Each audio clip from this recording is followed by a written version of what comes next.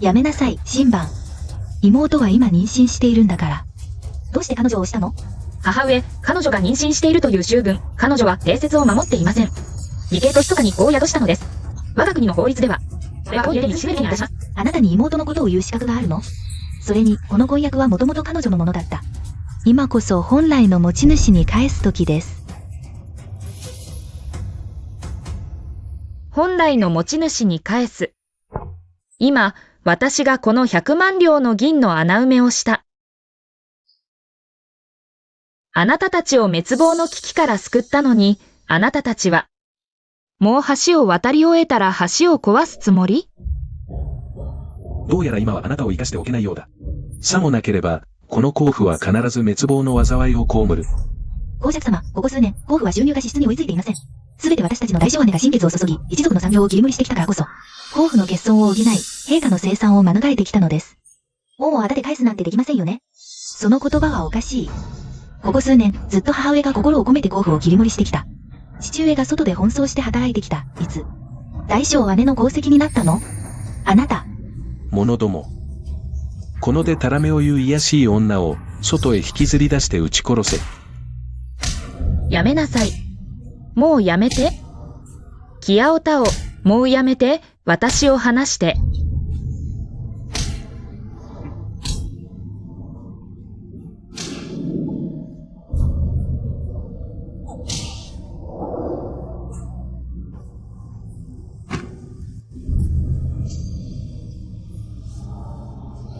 何をぼんやりしているんだ、手を動かせ。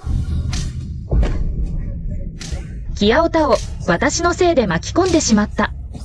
私は愚かな夢を見るべきじゃなかった。私はいつも譲歩して、努力して、甲府にとって役立つ娘なら、この家にいられるのよ。もし時間を戻せるなら、あんなバカなことはしないのに。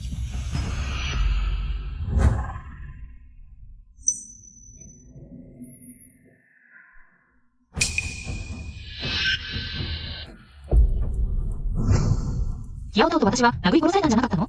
新番、妹は長年放浪してたんだってね。彼女、私のこと恨んでるかしら。これ、夢じゃないよね？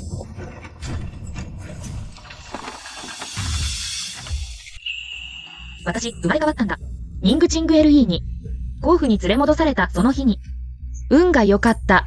もう一度やり直すチャンスをくれたんだ。この甲府、すごく大きくて立派だね。私の幸せな日々が、ついに始まる。私の娘、長い真苦労をさせてしまったわ、母さん。これは何？なんでもないよ。奥様、あの農家の奴らはひどいです。うちのお嬢様に暴力を振るい、体に病気の根を残しました。医者の話では、できれば南向きの日当たりのいい部屋に、住むのが体にいいそうです。南向きで日当たりのいい部屋。チング WAN が住んでる部屋じゃない？来たわ。前世、ニングチング LE が家に帰った初日。弱みを見せて私の部屋を奪ったんだ。妹。長い間、苦労したね。姉がすぐに部屋を片付けて、妹に譲るから。ダメ。姉さんの部屋を奪うなんてできないよ。バカな子、あの悪い奴があなたをすり替えなければ。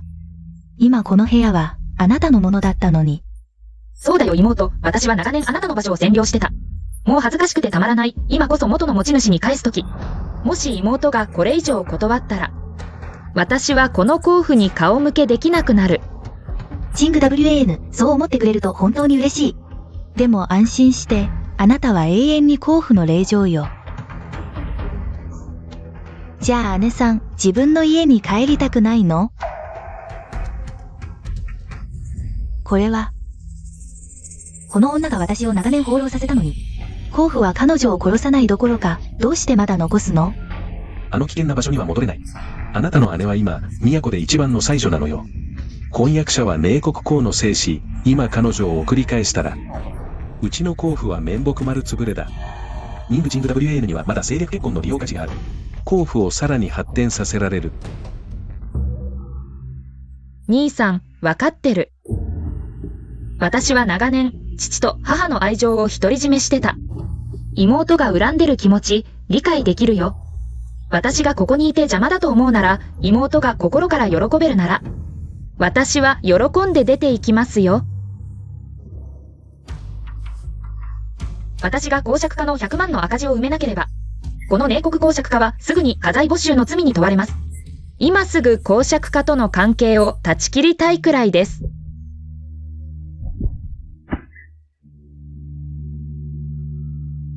娘は長年の公爵家の養育の恩に感謝し、今ここで別れを告げます。母上、どうかお体を大切に。冷国公爵夫人はいつも慈悲深いと聞いていましたが、なぜ孤児一人すら受け入れられないのですか？聞くところによると、当時公爵家の乳母が子供を取り替えたそうです。もしかしたら、この冷国公爵夫人のせいかもしれません。下働きの人たちを虐待したからです。確かに当時、冷国公爵夫人は経費削減のため、乳母の月給を減らし、そのせいで乳母の息子は、治療費がなくなり、乳母は恨みを抱いて、子供を取り替えたのです。姉さん、後で私の馬車で帰りましょう。黙りなさい。シング WAN、あなたは私の身の子ではありませんが、私が育て上げた娘です。安心してください。あなたは永遠にこの公爵家の令嬢です。皆様。当時、公爵家の悪い下人が他の女の子と私の妹を取り替えました。しかし、幼子に罪はありません。私たち公爵家は、そんな無情な家柄ではありません。ですからチング WAN は、永遠に私たち公爵家の令嬢です。ええ、彼の言う通りです。夫人、もう遅いです。早く2番目のお嬢様をお連れして帰宅しましょう。私こそ公爵家の真の令嬢です。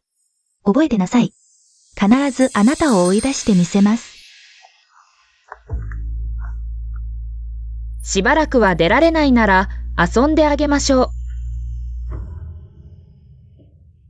お嬢様、どうしてそんなに冷静なんですか？あの方が戻ってきてすぐにあなたの庭を奪いました。もしかしたら、これからあなたのすべてを奪い取るかもしれませんよ。これはもともと公爵家のものです。あげる。なら持って行きなさい。でも公爵家は空っぽですよ。あんなに多額の赤字を出して。あなたが公爵家の産業を懸命に切り盛りしなければ。公爵家はとっくに没落していました。彼らが食べるもの、着るもの、使うもの。すべてあなたが稼いだお金ですよ。ええ、前世では公爵家の体面を保つため、心血を注いでお金を稼ぎましたが、最後に公爵家の100万両の赤字を埋めた後、一周されました。今世は私がいなければ、100万両の赤字を埋められない。公爵家がどうやってこの難関を乗り越えるか見てみましょう。みんな手を離しなさい。宝妃園のすべては公爵家の令嬢のものです。これらの宝石も含めて、ある人は長年他人の巣を占領して、偽りの令嬢がまだこれらの宝石を持つのが恥ずかしくないですか？これらの宝石類に加えて、姉の婚約も、本来は私のものだったはずよ。わきまえて、早く公爵家から出て行きなさい。あなたがいるべき場所に戻りなさい。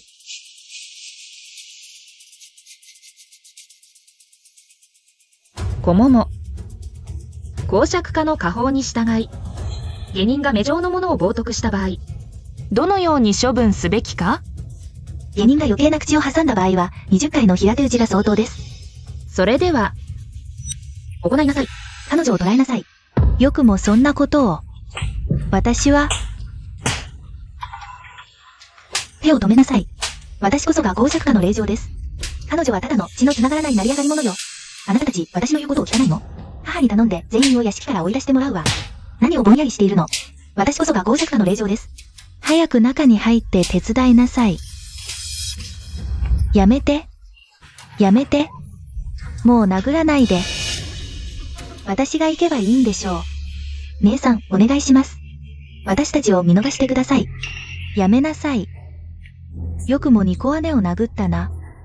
生きるのが嫌になったのか。奥様。二小姉はお気の毒です。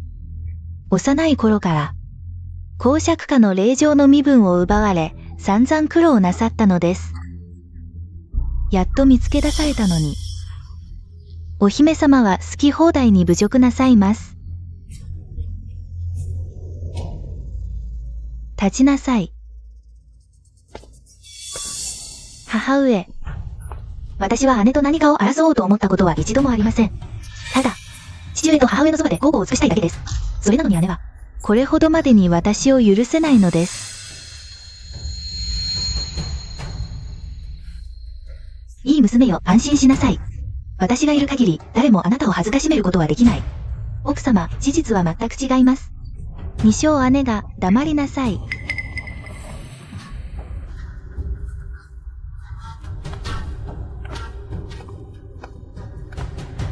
声援。見なさい、これがあなたの管理する下人の姿よ。普段のあなたの懸命で寛大な心はどこへ行ったの？母上。この老婆は目下の身分で目上を冒涜し、妹が気弱なのにつけ込んで、公爵家のしきたりも知らずに勝手な振る舞いをしています。私が教訓を与えるのは当然です。将来この悪質な下人が妹を堕落させないためにも、もし外出中に他の王侯貴族の奥方様方に目撃されたら、妹の評判は台無しです。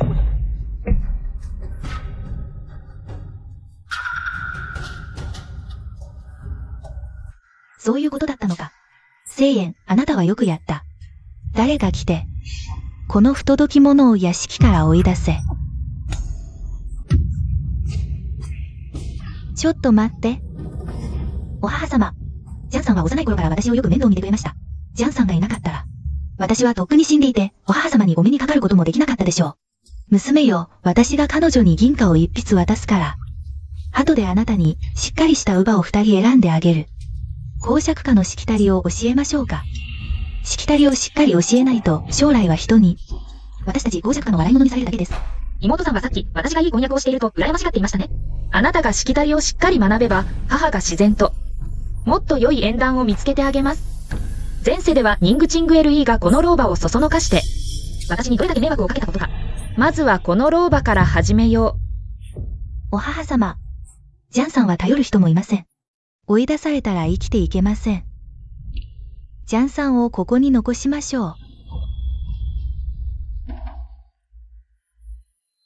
ああ、お母様、ジャンさんを残して。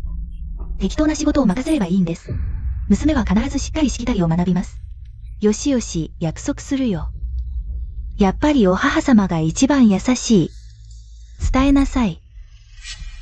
ジャンさんを2房の外の洗濯場で働かせろ。姉さん。お母様がまだおっしゃっていませんよ。これでは知らない人は。私たち公爵家がよそ者に仕切られていると思いましょう。チング LE よ。今の公爵家は確かにあなたの姉が仕切っている。母の体が弱く、もう無理がきかないのだ。あなたの姉は賢く善良で、公爵家をきちんとまとめている。外でも賢婦人として評判だ。あなたも姉さんによく学びなさい。この女が仕切っているだって。なんでよ。お母様ご安心ください。娘は必ず努力します。だって私こそが母様の身の娘ですから。キアオタオ、執事の鍵を持ってきなさい。お母様、さっき妹が言った言葉は確かにその通りです。私は今よそ者です。確かに資格がありません。これ以上公爵家を管理するのは、以前私はずっと、母様のこれらの言葉に惑わされ、心血を注いでこの家を守ってきました。最後には蹴り出されました。今度はそんなバカな真似はしません。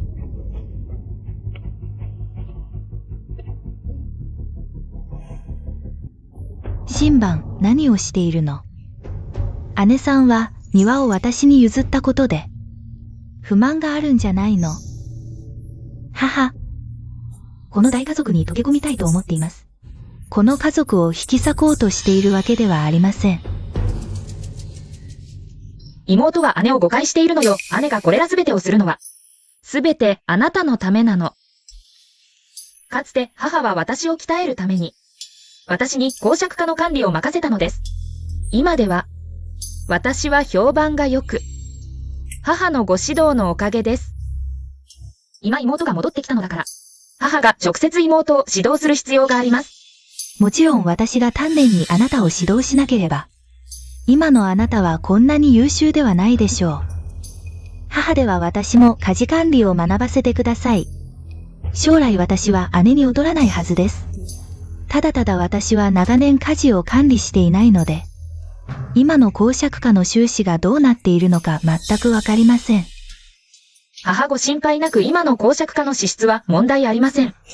それならジング WAN がそんなに物分かりがいいなら母として、あなたの孝行心を受け取ります。母では娘は失礼します。庭を片付けるにはまだ時間がかかりますから。はい、あなたは自分のことをして私はあなたの妹と親密な話をします。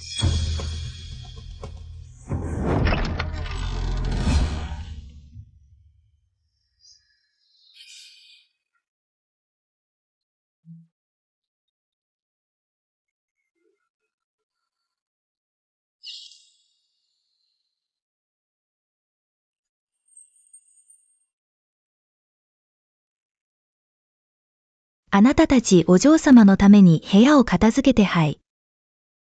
お嬢様奥様もひどすぎます。かつてあなたが公爵家を引き継いだ自収入が支出に追いつかず、あなたが公爵家の産業を何とかして切り盛りし、さらに外で商売をして公爵家が落ちぶれてしまわないようにしたのです。奥様は公爵家の支出に問題がないと知った途端、すぐにあなたの家事管理権を取り上げました。もういい。私は分かっているわ。ただあなたの無念を晴らしたいだけです。あなたは実の子ではないけれど、この公爵家をこんなにうまく管理して普段、公爵と世継ぎが外で応酬している間、奥様は普段曲を聞いたり庭園を散歩したりすべての支出は、あなた一人が支えているのです。必要な時は前を向き必要ない時は後ろを向く。これが公爵家の半分の姿でもあるのでしょうか。構わない。公爵家の帳簿上の金は今のところ1ヶ月分しかありません。今後公爵家の支出の出所は私には関係ありません。その時は面白いことが見られるでしょう。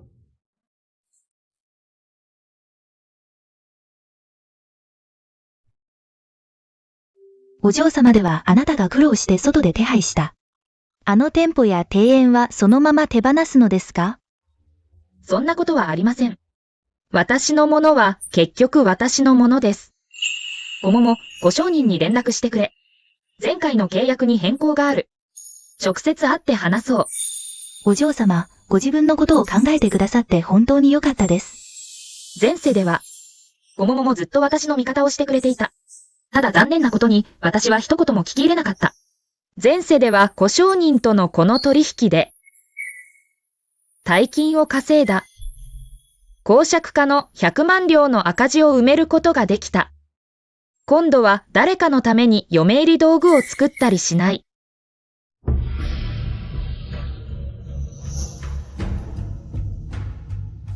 新番様、今夜の鳥のコブ2つ、午後6時半に、夫人が表座敷で宴を設けられました。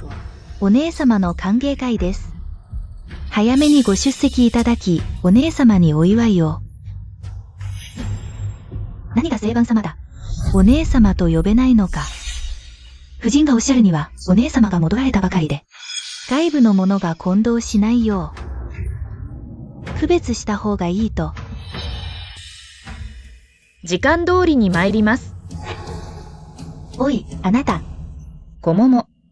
ああ、お嬢様、これは本当に侮辱ですよ。公爵家全体に、あなたがお姉様ではないと宣言するようなもの。これからどうやって暮らしていくのですか？ちょうどいい。将来公爵家を離れるのが楽になる。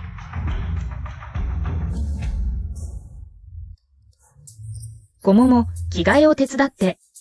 外出する。お嬢様、どうしてこんなにたくさん食べ物を買うのですか？太ったらどうしますか？二度目の人生、前世の悔いを埋める。天下の美食を食べ尽くす、素晴らしい生活よ来い。行こう。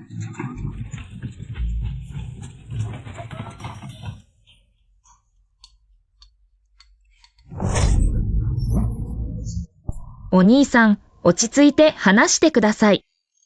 私の素晴らしい転生生活は、始まる前に終わってしまうのか。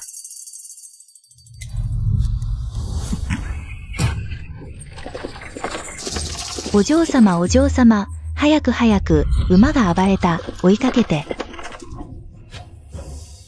このお方。金が欲しいのか、それとも色か。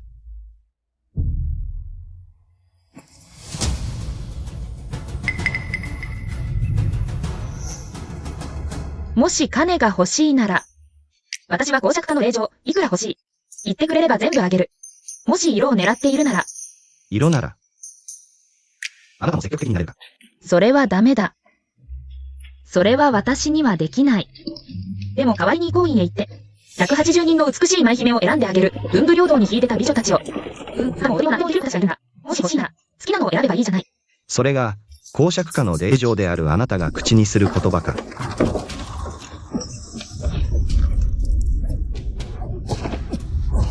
動くな。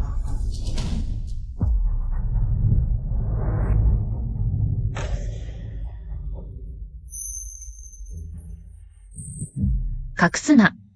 さっき、もう顔を見たぞ。この殺し屋、なかなかイケメンだな。いえ、誰の差し金だ？ねえ、清楽、早くも口封じか？だが、彼女は公爵家に来たばかりで、そこまでの力はないはずだ。言わないか？じゃあ見せてやろう。この公爵家の令状が、口が達者なだけじゃなく、人も殺せる。家も分けられる。動かないでよ。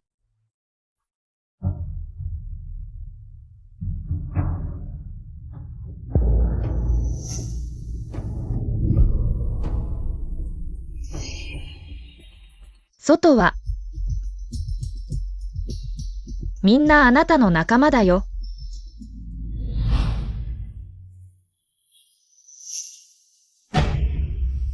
お兄さん。冗談だよ。死に方を選ばせてやる。だってな、俺の顔を見た奴は。みんな死んだ。やばいやばい。私の素敵な転生生活、まだ始まってないのに。私、本当に死に方を選べるの？約束守る？約束は守る。じゃあ、老衰で死ぬのを選ぶ。ご主人様。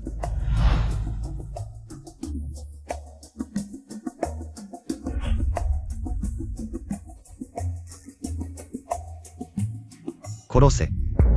全死だけは残してやれ。おいおいおい。さっき、死に方を選べると約束したじゃないか。約束を破るなよ、殺し屋のくせに。老衰はダメなのか？やれ。あんた、こっち来るなよ。私は寧国公府の令状だぞ。私を殺したら、父上が許さないからな。寧国公府。今日はひとまず命だけは取っておこ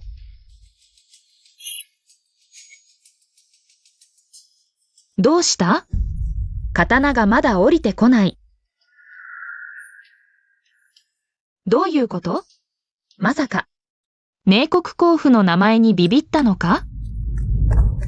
お嬢様、お怪我は？大丈夫、大丈夫。早く戻ろう。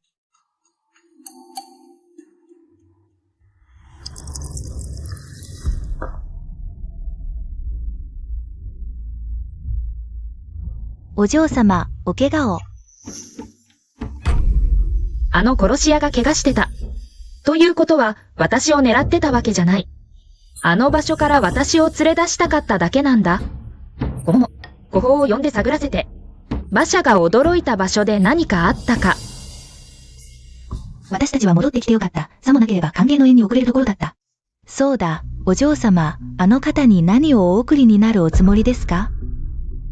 あら。大事なことを忘れるところだった。行って、春の梅を一本用意して、新鮮なものを。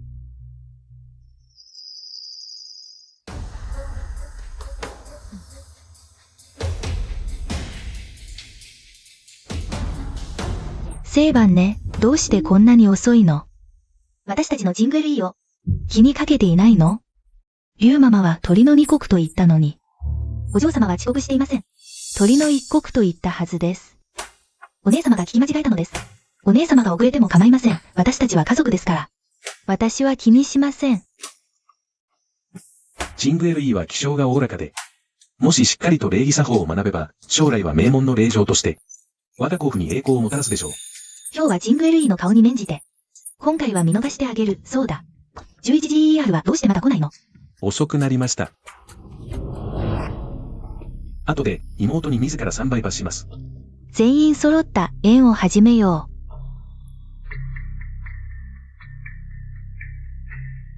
う。ジングエルイ、これは最初の料理、仏頂賞。味わってみて。これはどうしたことだ。あなたは長年家事を任されてきたのに、どうしてこんな間違いを。もし縁で笑い物になったら、我が甲府の面目は丸つぶれだ。なぜ仏頂賞が2つ出てきたのか。私たちは小厨房のものです。夫人が一膳を用意するようお命じになったので、その通りにしました。大厨房の方も作っていたとは知りませんでした。あら、それは違います。夫人は明らかに。私たち大厨房にお命じになったのです。当然その通りにします。黙れ。父上、私が家事管理に不手際がありました。今後同じ過ちは繰り返しません。私はてっきり自分が実子でないと知って、二心を抱き、わざとやったのかと思ったよ。父上、お怒りはお静めください。お姉様が今日わざと遅刻したのに、私は気にしませんでした。今日は私の歓迎の宴です。お姉様がこんなことをするのは、みんなの前で私を恥をかかせたいのですか？もういい。あなたの姉はすでに火事の鍵を差し出した。この件は彼女には関係ない。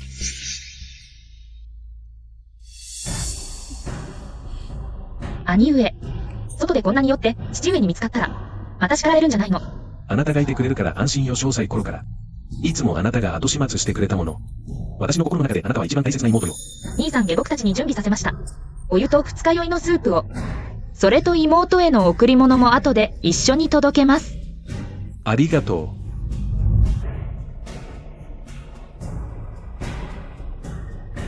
う。お嬢様相変わらず大正寺に尽くしてますね。あの方が法費園から出ていけと言った時、一言もかばってくれなかったのに。私なりの考えがあるの。今は孤立無縁だから、一時的に同盟を探さなくちゃ。鍵は誰に渡したの？もちろん母上に。ご主人様、今日はジングエルイの世話で忙しくて、台所に連絡し忘れました。まさかこんなことに。なぜ執事の鍵を持ち去ったの？そんな能力あるの？父上、私が進んで鍵を母上に渡しました。今の私の身分では、確かに公爵家を管理する資格はありません。これからは母上を補佐して管理します。どうか父上ご安心ください。そうですよ、ご主人様。帳簿も確認しました。公爵家の資質にも問題ありません。安心してください。ここ数年、よく家を切り盛りしてくれたご苦労だった。公爵家はあなたを冷遇しない。座りなさい。父上、ありがとうございます。もういいもういい。今日は妹が戻ってきたよ、貴妃。こんなことで気分を害さないで。料理を出し直して。料理を運べ。妹に贈り物も用意したよ。どんな高価な贈り物かしら。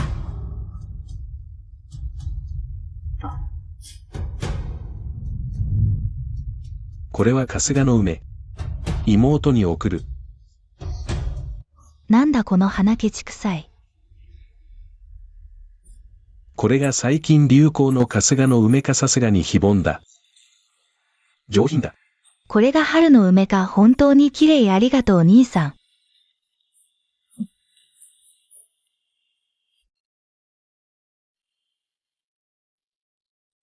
妹よ。これが私からの贈り物。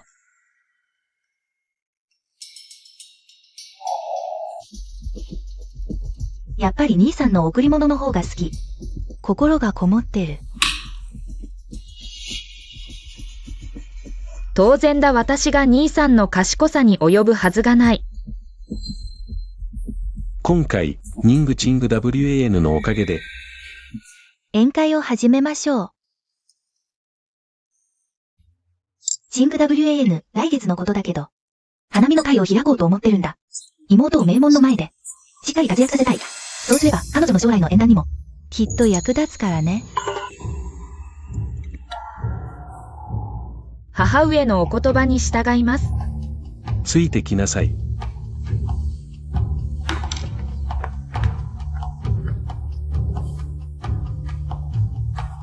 私はもう十分いただきました。ごゆっくりどうぞ。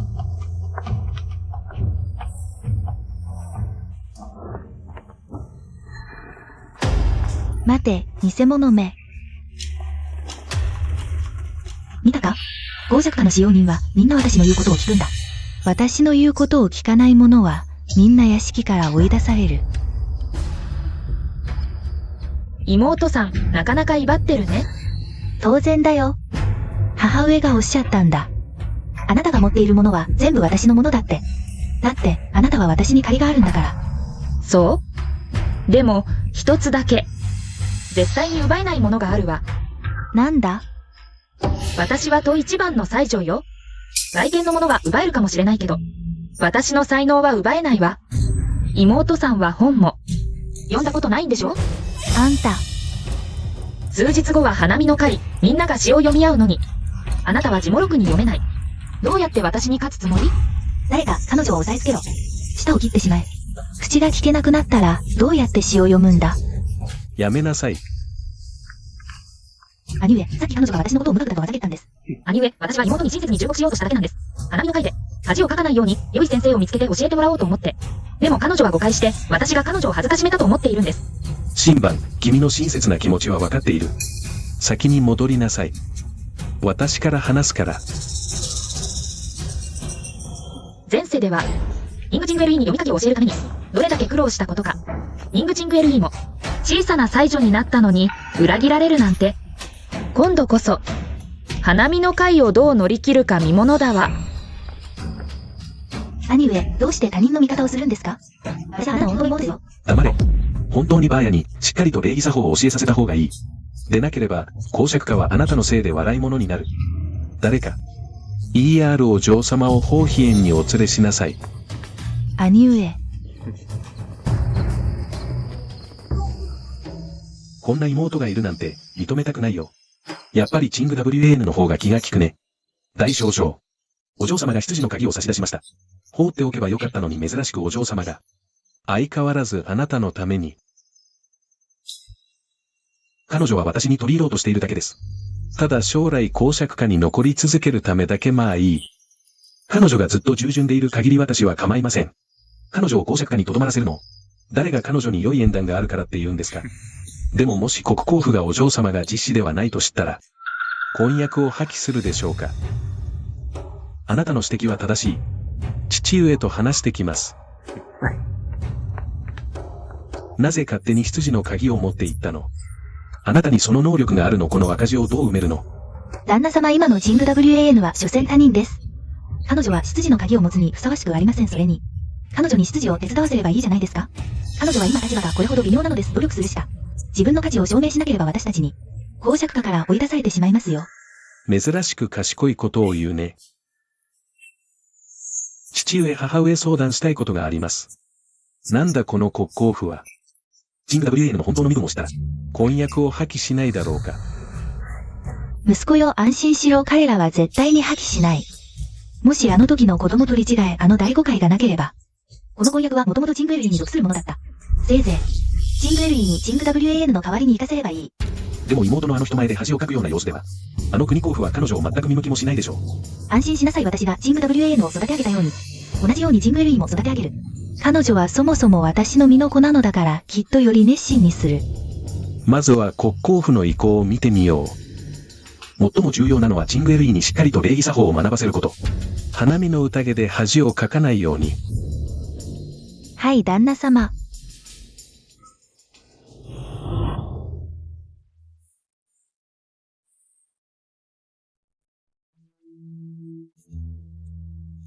台所からはこれだけ届けられてきました。お嬢様、彼女らは明らかにあなたを困らせようとしています。あなたが執事の鍵を手放してからというもの。この公爵家の下僕たちは、皆風緑 ER お嬢様は、執事の勉強を名目に毎日屋敷で規則を立てています。それはつまり彼女に読書や文字を学ぶ時間がないということでは？前世では私はほとんど寸暇を惜しんで、ニングチング LE に知識を詰め込みました。それで花見の会で恥をかかずに済んだ今回は私の束縛がないから。見てみたい。ニングチング LE がどれほどの笑い物になるか。小桃、厨房から銀の小判をいくつか持ってきて。それから、あちらに焼き鳥を1羽届けさせて。うん。明清楽のバカ、金さえあれば。なんだって食べられるのに。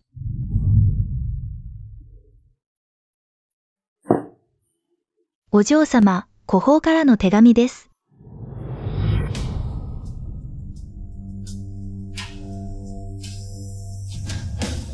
なんと六王子が刺客に襲われたって。あの刺客は六王子を狙ってたんだって。でも六王子はまだ5歳だよ。実権のない王様に過ぎないのに。刺客だ。刺客を捕まえろ。公爵邸に刺客が？小桃、早く様子を見に行って気をつけてね。前世では公爵邸に刺客が現れたなんてことなかったはずなのに。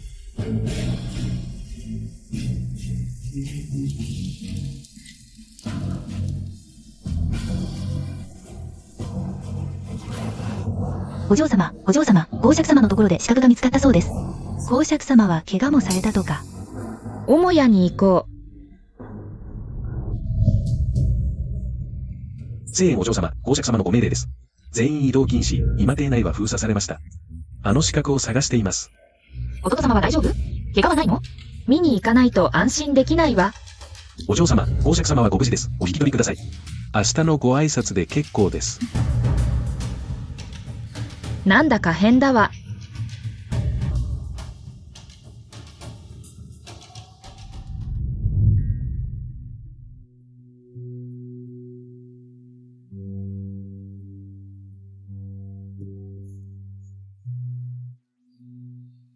まあいい。焼き鳥を食べて驚きを鎮めよう。あら、トゲが。まさか、こんなに運が悪いなんて。お嬢様。叫ばないわ。彼女を離して。ドアを閉めた。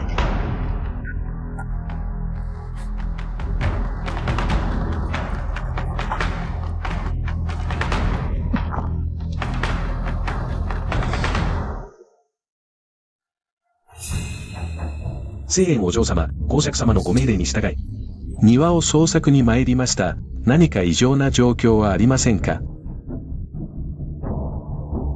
こんな夜遅くに執事が大勢を連れて、あちこちで賊を捜索するなんて本当にお疲れ様です。でも私の庭には捜索するものは何もないわ。別邸を捜索してください。本当に？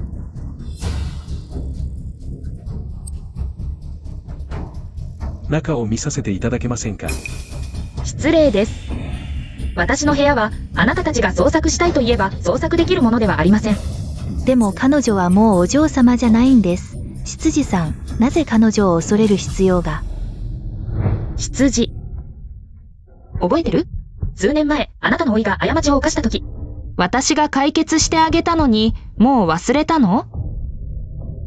もちろん忘れはしません。でも公爵様の命令にも従わなければなりません。こうしましょう。幸に中を見させます。いかがですか？幸。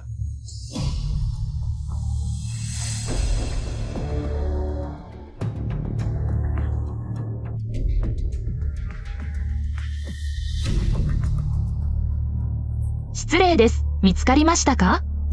私は本当に隠している賊がいるのか？見つからなかった。聖円さん、失礼しました。これで失礼します。行こう。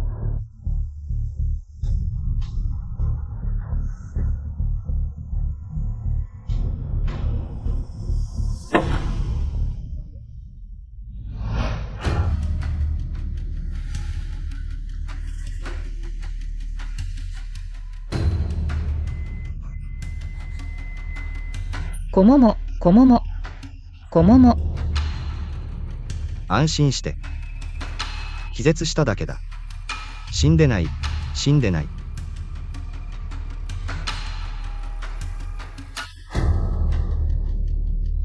お前は行け。私はお前を見なかったことにする。安しお嬢様。そんなに忘れっぽいのか。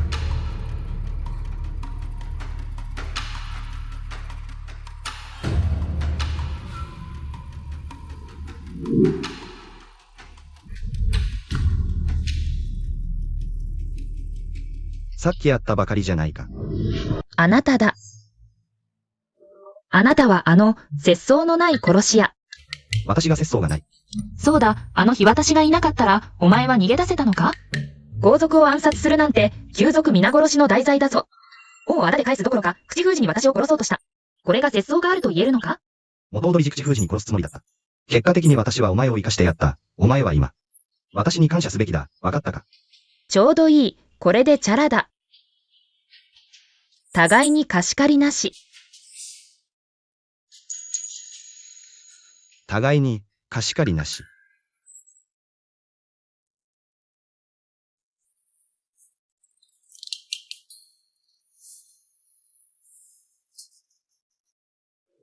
何するんだ？言っておくが、私を殺したら、お前も逃げられないぞ。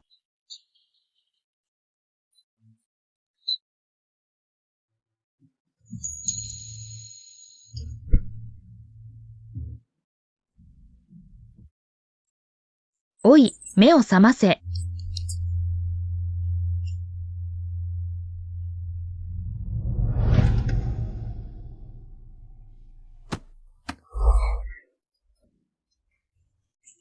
お嬢様、彼が目を覚ましました。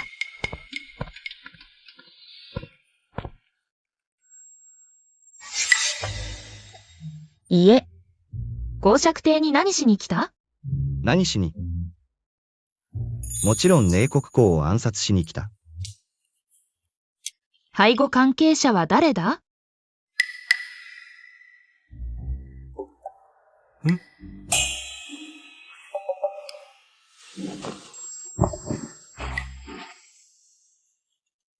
もっと近くに。秘密だ、言えない。我々殺し屋にも節操はある。結構なことだ。では最後にもう一つ聞く。どう死にたい？私という人はね、美しくて心優しい。死に方を選ばせてやる。お姉さん、もう少し新鮮なアイデアはないのか？これ、昔は私のセリフだった。よく人を殺す者は当然知っている。人を殺すのは簡単だが、死体を処分するのは難しい。どう説明するか考えはまとまった。おとなしくしなさい。埋めて花の肥料にしてやろうか。ああ、そうだ。ちょうど新しい花を植えたばかりで肥料が足りないんだ。育ちが悪くてね。私が死ねば、私の部下が工事に報告する。私があなたが手配した資格だと。工事があなたを信じると思う？ええ、以前なら絶対に信じなかったでしょう。でも今は工事も知っている。あなたが実の娘ではないことを。工事が疑うかどうか、わかる。あなたが恨みを抱いていると。機会を伺って復讐していると。卑怯者。寧遠公は生来、疑り深い性格だ。だから、これから甲府にいられなくなる。それは違う。私は最初から甲府に残るつもりはなかった。お嬢様、そろそろ正しへ行きましょう。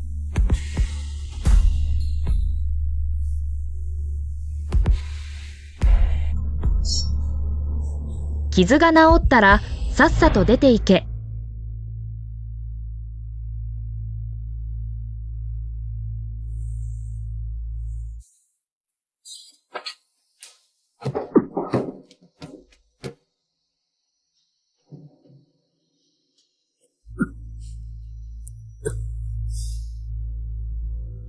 遅れました。どうぞお攻めください。昨夜、何か調べたことは？お方が陽動で離れた後、寧国公が、真っ先に書斎に向かいました。全員を外に締め出し、少なくとも一国は中にいました。立ちなさい。やはり心にやましいものがある者は、真っ先に一番大事なものを確認する。あのものは書斎の密室にあるに違いない。お方、昨夜は我々の他にもう一組の者がいました。彼らはもう執事に捕らえられています。彼らの素性を調べなさい。お方、まずは甲府を離れましょう。お怪我が心配です。急ぐ必要はない。お嬢様、あの賊はもう捕まったそうです。二門の下人が外部の者と結託して訪問を開けたとか。府中の多くの財物を盗んだそうです。では、うちの庭のあれは？どうなったの？これは単純なことではない。流出時を探してきなさい。私の言う通りに。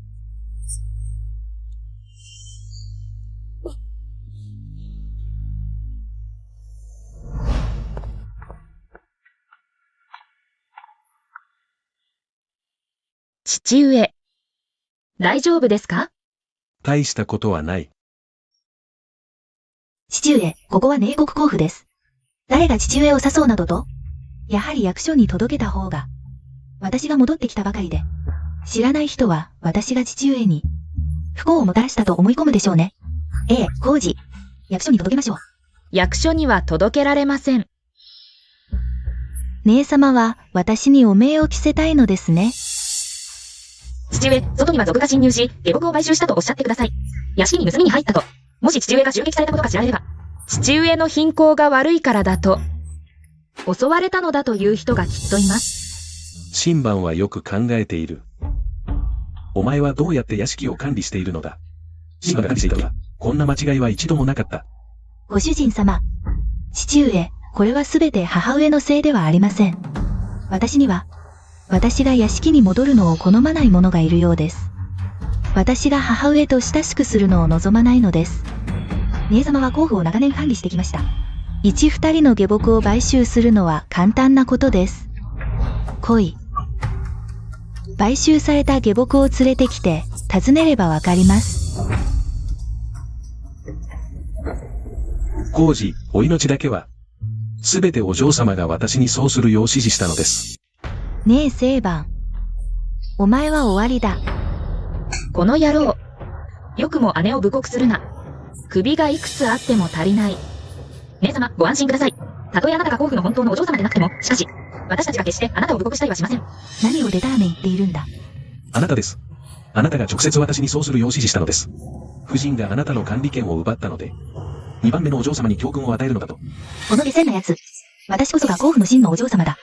目がない下賤者め。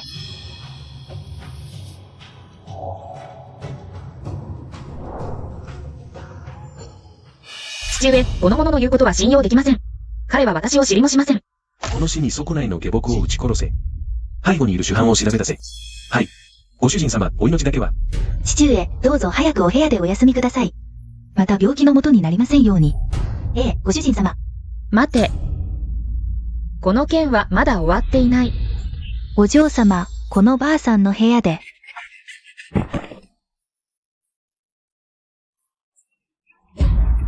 賊と密通した手紙を発見しました。それに、二門の下僕が、このばあさんが昨夜、こそこそと裏庭に現れたのを見たと言っています。彼女だ。彼女が金を渡して私を買収したのです。お嬢様が私にそうするよう指示したと言って。でたらめを言うな。これは清楽の側の浜間ではないか。一体どういうことなの？ハリママいくら恨みを抱いていたとしても、お嬢様をこんな風に陥れるなんて。あなたの小さな孫のことを考えて。弟様今回は娘が使用人たちをうまく管理できませんでした。お叱りになるなら私をおばっください。あら早くお立ちなさいよ。娘よ。これはあなたのせいじゃない。この下々の貪欲さが問題なんだ。あなたのせいじゃないわ。これら全部私がやったことです。ER お嬢様とは関係ありません。私が恨みを抱いて。わざと仕返しをしたんです。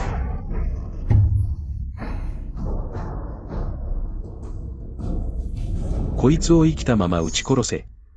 主人に背く者がどんな末路をたどるかみんなに見せつけろ。ご主人様、お命だけはご主人様。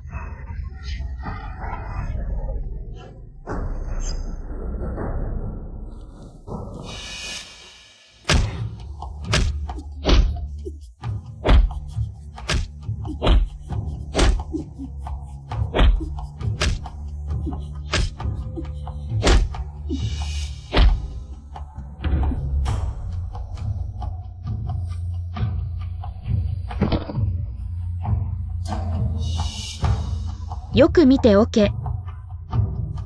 あの女がどう死ぬかを。次またこんなことがあれば、ここに倒れているのはお前だ。私は絶対に二の鉄を踏まない。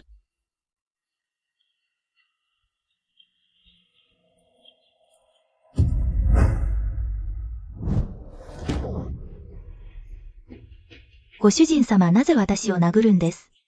私が目が見えないと思ってるのか、これらが全部。チングエルイの一手によるものだってわからないとでも。たとえチングエルイが仕組んだことだとしてもどうだっていうの。あの子は外でたくさん苦労したんだから。ちょっとだけ憂さ晴らししたいだけなのよ。でも彼女はチング WAN に翻弄されてばかり。これっぽっちの手口で。人前に出て恥をさらすんじゃない。チング WAN には全く及ばない。でも彼女こそが私たちの実の娘なのに。こんな愚かな娘ならいらないわ。国交府からすでに返事が来たよ。チング WAN が公爵下の令状である限り、この縁談は有効だ。彼らが気に入ったのはチング WAN の聡明さと有能さだ。チング LE はさすがあなたの身の娘だわ。あなたと同じように愚かだもの。あなたは、母上娘だ。姉が私を殺そうとしたのを怖がらないで。母上が生きている限り、決してお前に頭を下げさせたりしない。あなたこそが私の産んだ子なんだから。あなたこそが永遠に私たち公爵家のお嬢様なのよ。ねえ聖番を前に私の娘の風頭を奪わせるものか。キヤオタオ。あなた本当に気が利くね。龍執事は頼りになる人で前からこれらを監視してくれていたんです。屋敷の使用人たちは多くの者が風見取りではありますが。しかし、あなたの恩恵を受けた人も少なくありません。心の中であなたを覚えています。龍寛治の息子は読書が得意だったと記憶しています。紹介状を書いて彼の息子を平山書院に送りましょう。行こう。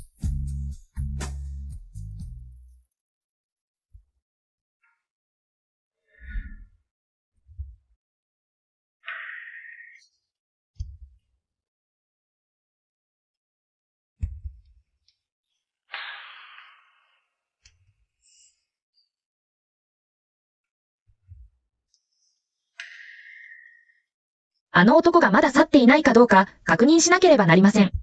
彼は甲府に何をしに来たのでしょう？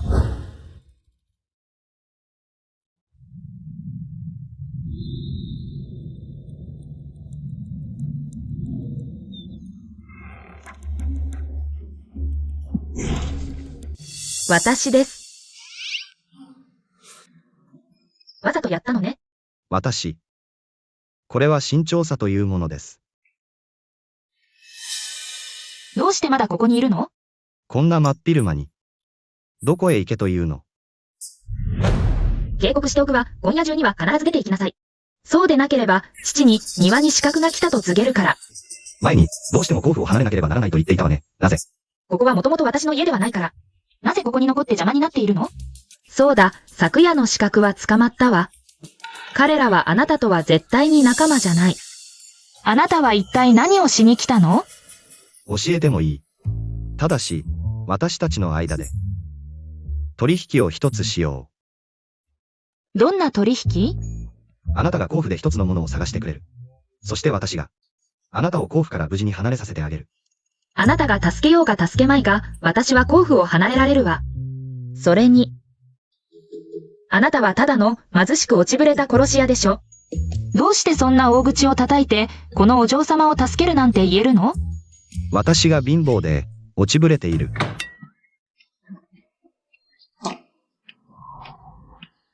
この女、私が貧乏だなんて言うとは。これだけの年月が経って。私を汚職管理だという人もいれば、冷血無情だという人もいた。ただ、貧乏だという人はいなかった。誰が言ったの？あなたは国に匹敵するほどの富を持っているのに、どうして貧乏なんですか？そうだ、明国甲府の花見の宴の招待状が、すでに私たちの府に届いています。行きますか？行く。どうして行かないの？その時には、あの女に、私がどれだけ国に匹敵する富を持っているかを見せてやる。ねえ、番。絶対に許さないからね。2番目のお嬢様、CAI ファンという名の次女が、あなたをお尋ねしています。何の2番目のお嬢様？甲府にはたった一人の本物の娘しかいません。彼女を入れて、あなたは出て行きなさい。はい。お嬢様。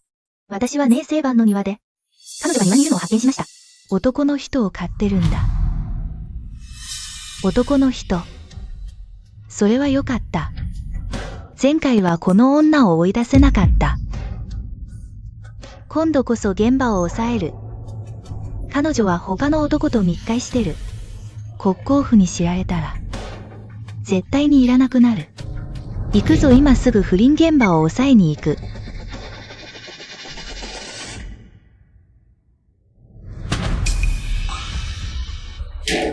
者どもこの庭を包囲しろ。インティガレーネジが、自称第一妻女だって言うんだろう、今度こそ。お前を失脚させて妻女から淫乱女にしてやる。あら。姉さん随分と風流ね。今すぐ沐浴して着替えるなんて。野郎と密会しに行くの？何をデタラメ言ってるの。姉さんすぐに私の言う意味がわかるよ。行く。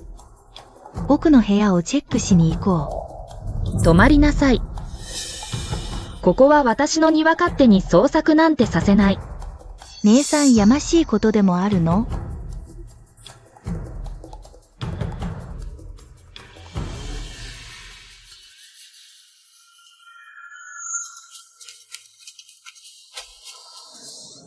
しっかり探せ。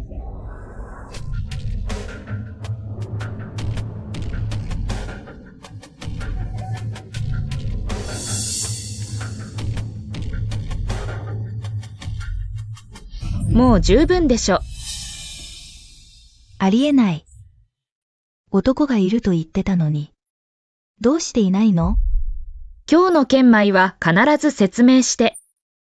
さもないとすぐ父に行って裁いてもらうから。チングエルイ早く姉さんに謝りなさいや。謝らない。言っておくけどお前が老婆を手配して。賊と通じた件も父に知られてるんだ。これ以上騒ぎ立てたら私も守れない。謝れ。ごめんなさい。母上。最近屋敷でいろいろなことが起こって。全部私のせいで。外で住みたい。母上お許しください。シング WAN どこに引っ越すの？お寺にしばらく滞在したい。父上と母上のお祈りをしたいから。彼女が引っ越すのも良いことだ。シング WAN ね、引っ越すなら。花見の宴が終わってからにしたら？いいでしょ？はい。じゃあ、早く休んでね、お母さん。もう邪魔しないから。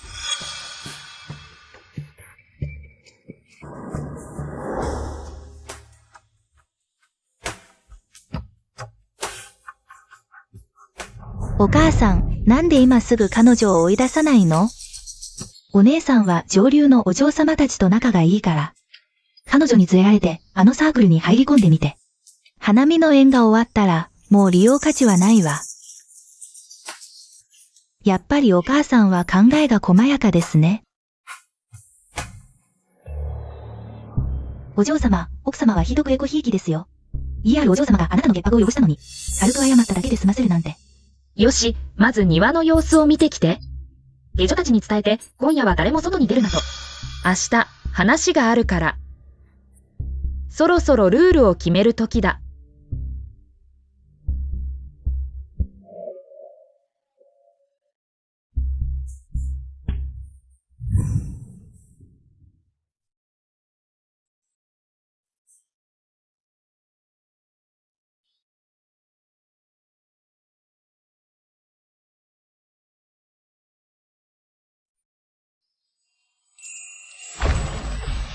あ。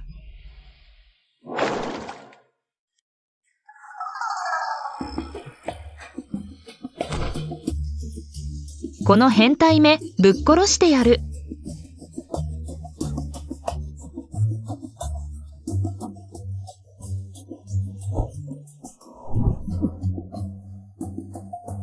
お前みたいな体つき。わしがわざわざ見たいと思うかよ。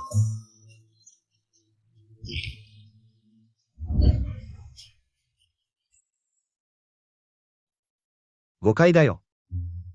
全部誤解なんだ。今日こそお前を殺して花の肥料にしてやる。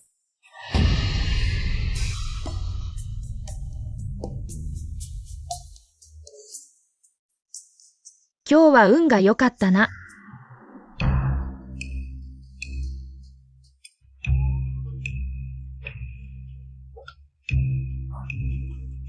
殿下、どうしてそんな姿に。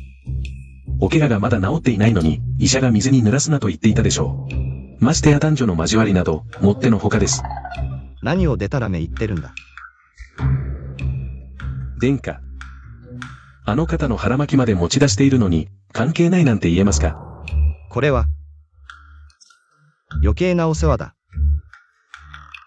とにかく、君が思ってるようなことじゃない。花見の縁の日には、あの女に思い知らせてやる。お嬢様。あなたのピンクの腹巻きはどこですか？見当たらないんですけど。よく探して。肌身離さず持つものが他人の手に渡ったら大変です。でも、どこを探しても見つからないんです。お嬢様。もしかして CAI ファンのあの子がこっそり持っていったんじゃないですか？言って。急いで全く同じものを注文してきて。万一に備えて。今すぐ CAI ファンを探しに行かせるわ。あの子を厳しく罰してやらなきゃ。うん。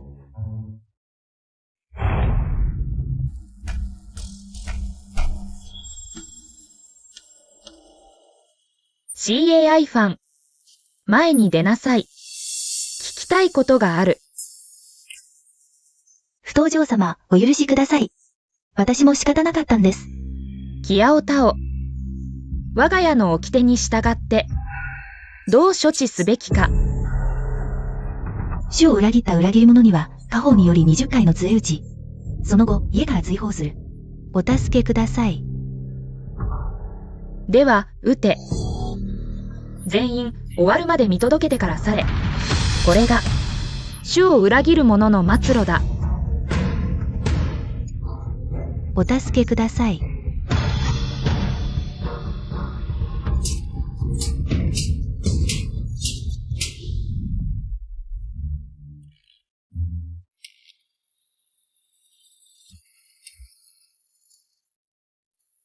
お嬢様。台湾のあの娘の持ち物をくまなく探しましたが。お嬢様の肌着は見つかりませんでした。どうしましょう。再官のところにないなら、まさかあの節操のない殺し屋が持っていったのか。いいわ。今はもっと大事なことがある。商法の合図だ。故障がついた。前世、私はこの故障に付き従って、最初の取引で100万両もの銀を稼ぎ、公爵家の穴埋めをした。それで公爵家は滅亡を免れた。今度は、この金で公爵家を離れるための道を開く。着替えを。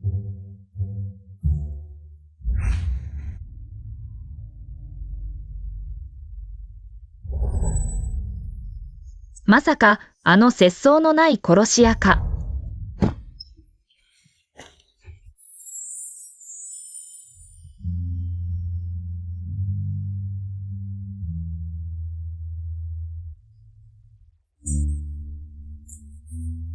お嬢様、大丈夫ですか？いいわ、今日は大事な用がある。この色男は今度にしよう。調べて。彼女がここに来た目的を。はい。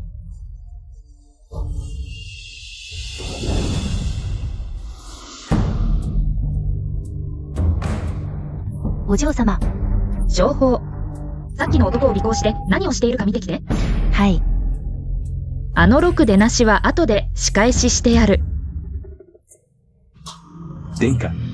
安氏お嬢様は西市のあの大御所に会いに行かれました。聞くところによると、この故障はもともと無名だったそうですが、ここ数年、突然運が向いてきて、運ぶ荷物の旅に大儲けしているそうです。まさか、安氏お嬢様は商売をお考えなのでしょうか？この故障を調べよ。はい。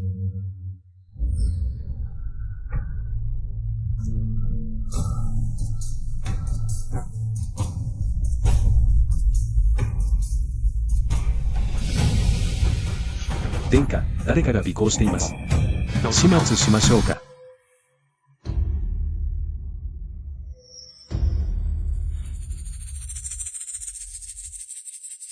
奴を捕まえよ。はい。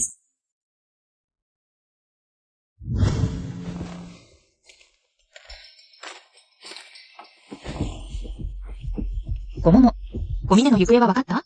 まだです、お嬢様。どうしましょう。あの底なしの殺し屋、一体何を企んでいるの？こんなことになるなら、小峰にあの男を尾行させなければよかった。新晩お嬢様、奥様が夜、聖堂で晩餐を召し上がるようにと。分かった。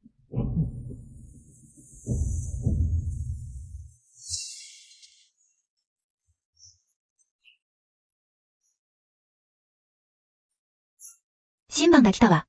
新晩、ちょうどいいところに。母上が相談したいことがあるの。あさっての花見の宴では、あまり目立ちすぎないようにね。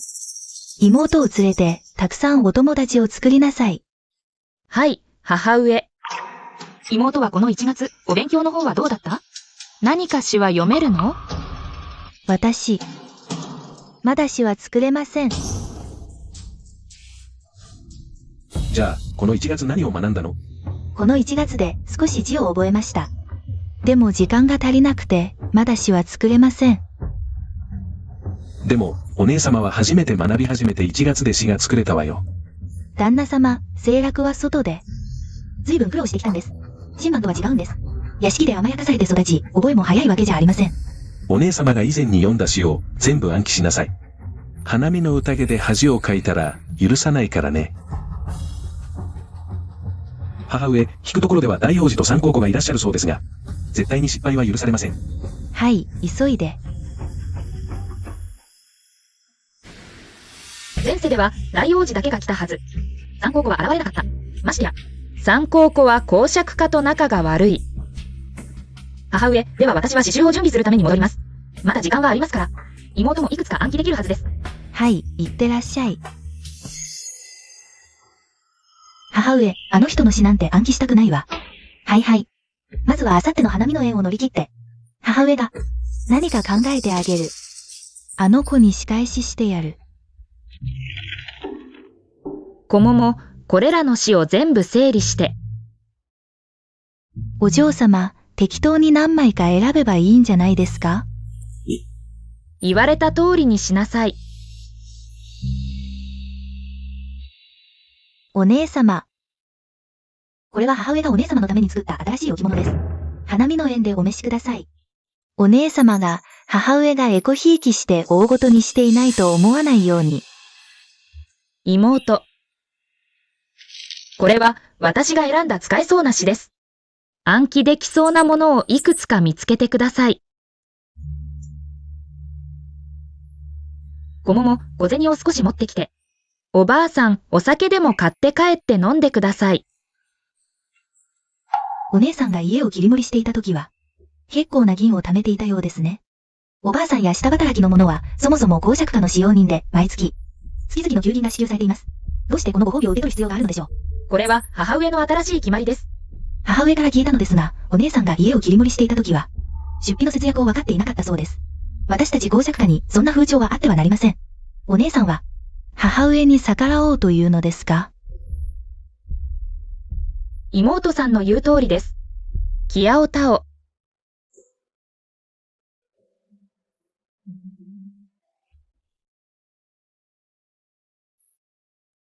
どうやらあの親子、最近かなりお金を使ったようですね。下働きの人たちまで狙っているなんて。よくわかっているわね。花見の日には。お姉さん、新しい服を着るのを忘れないでね。わかりました。行きましょう。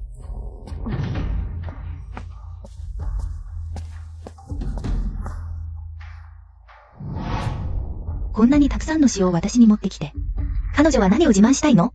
全部持って行って燃やしてしまいなさい。お嬢様、でも公爵様がおっしゃったのは、私こそが公爵家の令嬢です。私の言うことを聞かないなら、この屋敷から追い出してやる。お嬢様、この銀を戻してきたとき、おばあさんの顔が真っ青になっているのを見ました。このままでは何か起こらない方がおかしいです。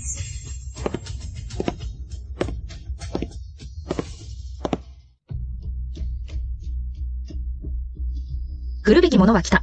手口は少しも変わっていない。前世、私が着たこの薬漬けの服は、花見の縁でスズメバチに襲われ、水の中に落ち、顔を丸つぶれにした。今度は仕返しをしてやる。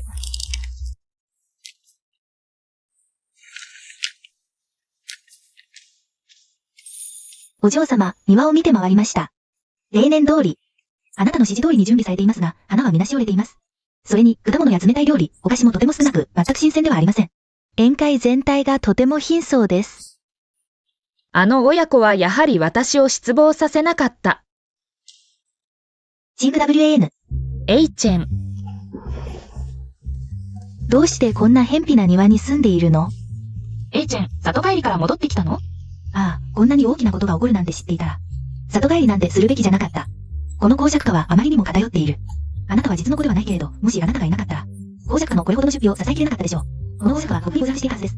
もう怒らないで。怒るとシワが増えるよ。ああ、仕方ない。私と一緒に帰って、うちに住みなさい。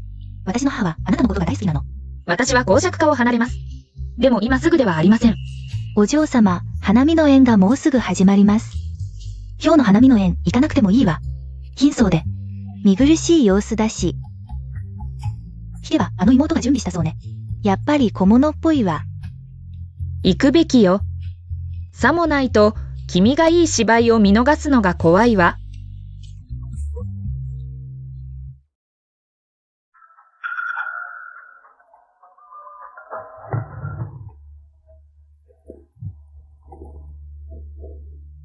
私を見ないで。私こそが公爵家の令嬢なのに。公爵家でのこの数年、姉がお金を管理してきた。私だって彼女に逆らえない。前回、ある老婆が彼女と少し多く話しただけで。彼女は人をやって彼女を撃ち殺させた。このニングチング WAN はいつも眼中に人なし。母がこの縁談を強く望まなければ。兄はこの悪女をめとらなかったわ。姉様。どうぞおかけください。あなたこそ公爵家の令嬢なのに、なぜ彼女に、格好が他の鳥の巣を占めるような野手に席を譲るの？ましてや、今日の花見の宴の主役はあなたのはずよ。彼女はただの引き立て役に過ぎない。それはあまり良くないんじゃない？何が悪いの？引き立て役はそばでじっとしてるべきよ。正体不明の野手が私たちの靴を磨く資格もない。前世の花見の縁もこんな感じだった。ニングチング LE とミュウキアオキアオが手を組んで私を恥ずかしめた。ミュウキアオキアオ、口を裂いてやるって信じる？やってみなさい。何を騒いでいるの？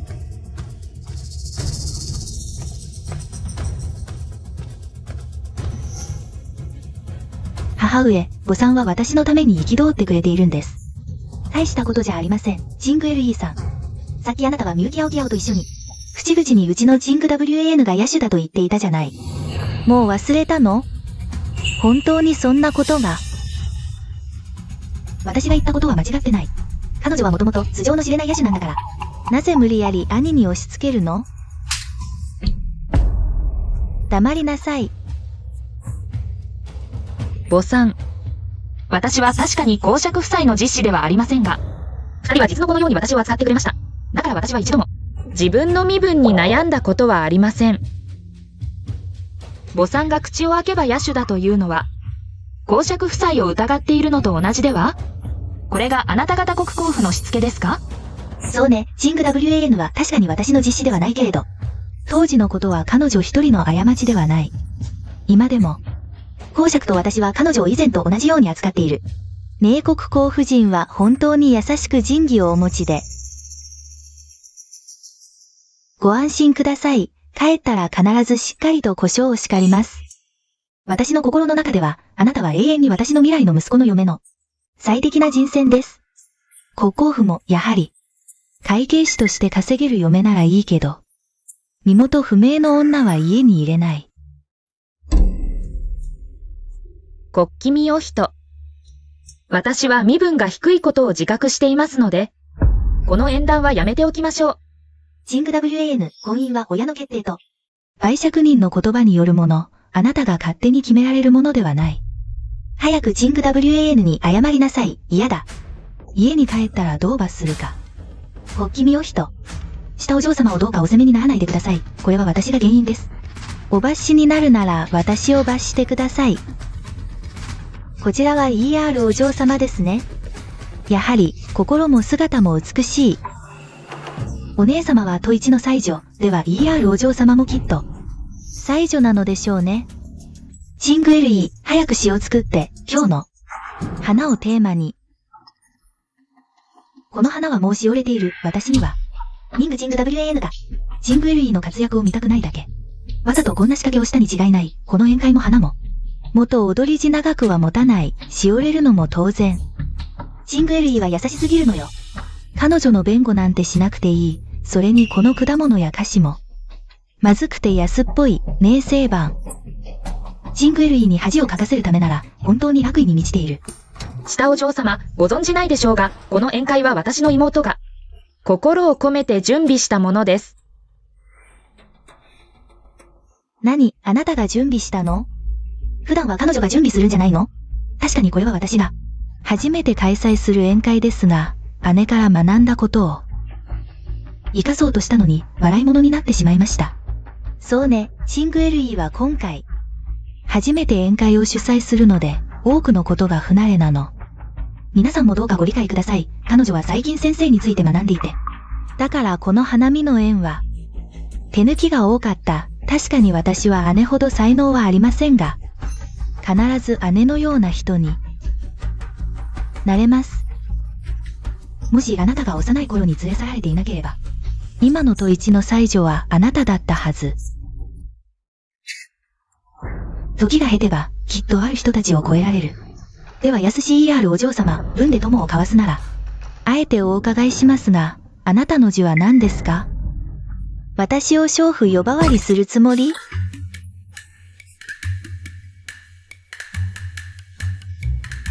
何を笑っているの？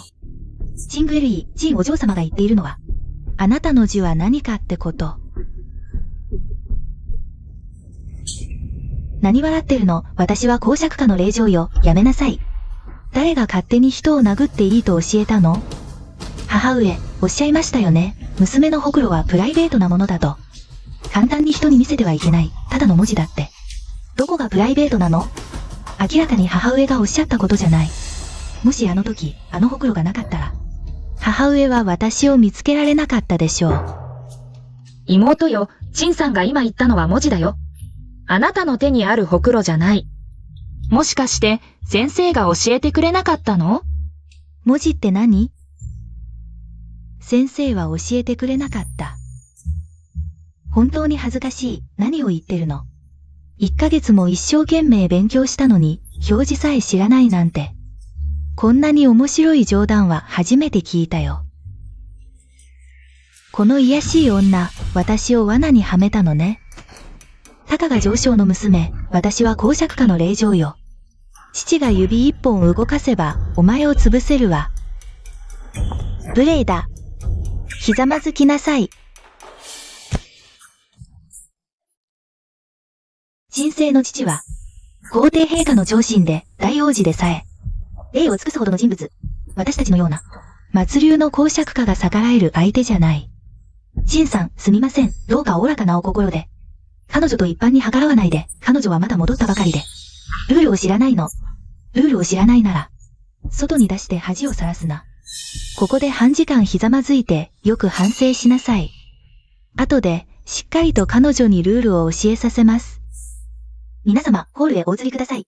私は、舞踊団を招いてパフォーマンスをしてもらいます。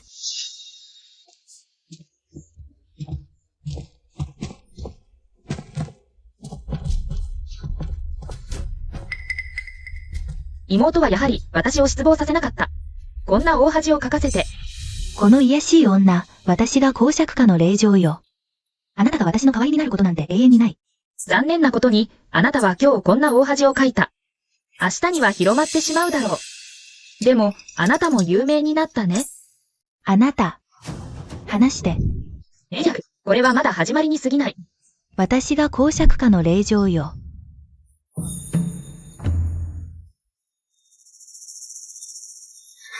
ごもも、あの娘が。ほら、助け元に行ったんで。はい。ちょっと待って、工事が大王子、三高校。そして母小国工事を連れてパフォーマンスを見に来るんです。工事の面子は本当に大きいですね。大王子は毎年来てくれます。今回は三高校まで来られました。お褒めに預かり光栄です。前世、三王子はずっと辺境にいたのを覚えている。彼が戻ってきたら、甲府に100万の赤字事件が発生した。三王子が先頭に立って寧国甲府を弾圧した、今日。やっとあの謎めいた三王子に会える。この寧静楽、本当にバカだな。これでようやく、甲府であなたがいじめられる心配がなくなった。お嬢様。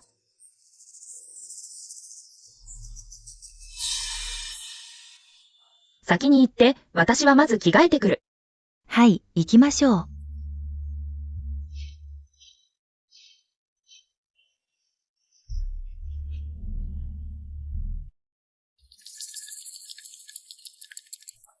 小公じじ。今日、姉さんは私が父と母を奪うのを恐れている。実は私はそんな風には思っていない。姉さんが家の鍵を持ってから、ずっと私を狙っている。この明青園。いつもこんなに強引で横暴。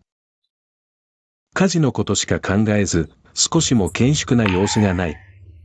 あなたのように優しくて思いやりのある人とは違う。まさか、この二人は花見の宴の前に。知り合いだったの？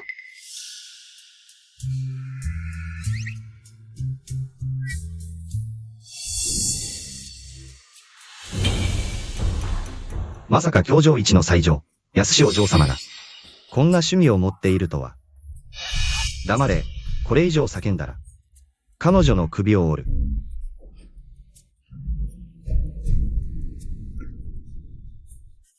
よくも来たな。どうした？私に会いたかった。大胆なやつめ。私が大胆。安志お嬢様が向こうで婚約者と妹が、イチャついているのを見ているのに比べれば、私のこの度胸なんて大したことない。どうして来たの？私の部下を誘拐したんじゃないの？今回。どうして彼はこんなに立派な服を着ているの？あなたのものを返す。あなた、返して。よこせ。欲しいなら、いいよ。でも、私の条件を一つ受け入れてくれ。夢を見ろ。大胆者、あなた、よくも本王の耳をひねったな。両風景、あそこを見て、草むらの中。誰かいるの？私が見に行く。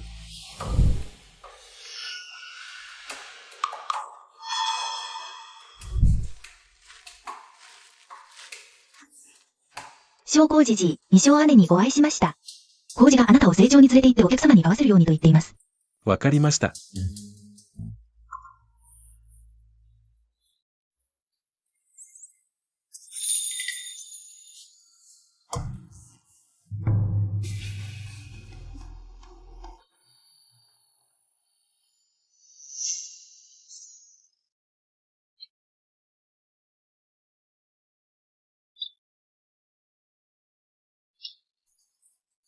本王は腹が立って仕方がない。お嬢様、誰かを呼びますか？いいえ。髪を整えてくれ。さっき彼が本王と自称したのは、私が聞き間違えたんだろう。彼はただの殺し屋に過ぎない。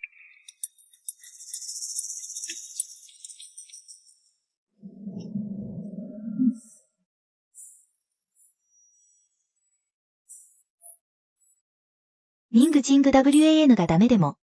ニングチング LE という役立たずをめとるわけにはいかない。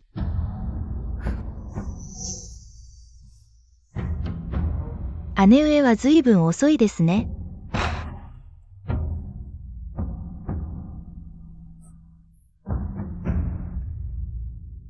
チング WAN、三王子を見なかった。この三男はどこへ行った？婚がいたところだよ。三三王子。この殺し屋があの謎の三王子だなんて。甲府で迷子になったのか、それとも誰かの女の子に一目惚れしたのか。確かに、口が達者な小娘に出会ったよ。しかも私を噛んだ。王子を傷つけるとは、斬首の題材だ。どこの無礼な下人が三王子に無礼を働いたのか。甲府は厳重に処罰する。どうしよまあいい。今回は勘弁してやる。本王は寛大だから。小娘とは多めに見る。そんなわけにはいきません。本府は、そんな下人は許さない。皇子はまだ気づかないのか、この三皇帝は。あの娘に惚れたんだ、見つけたら。直接三男の屋敷に送ればいい。三男は長年辺境にいて、側に誰もいなかった。まさか、今日の娘が好みだったとは。それは、この娘の幸運だ。私が直接お届けします。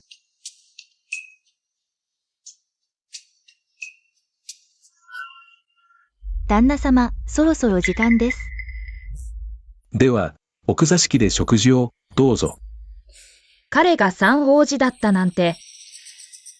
では、彼が甲府を狙っているのは何かを探しているからか。あの年、甲府が100万両を横領したことと関係があるのか。どうも単純ではない気がする。新番。後日、母上が五穀寺に参詣する予定だ。一緒に行ってほしい。はい。新番。そちらに行って国公夫人をお見送りし、お話ししてください。国旗見お人、どうぞ。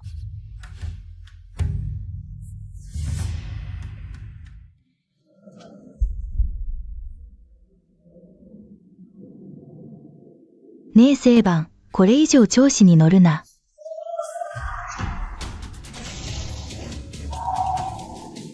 これはなんだ？スズメバチだ。一刺しで半殺しになる。二人の王子を守れ。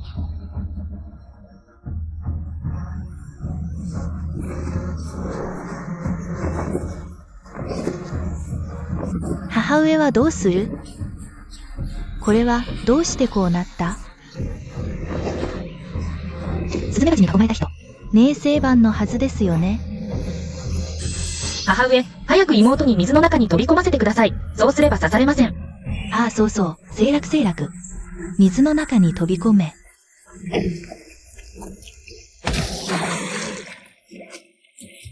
助けて、母上、助けて、母上。妹は泳げないんじゃないですか？これどうしましょう？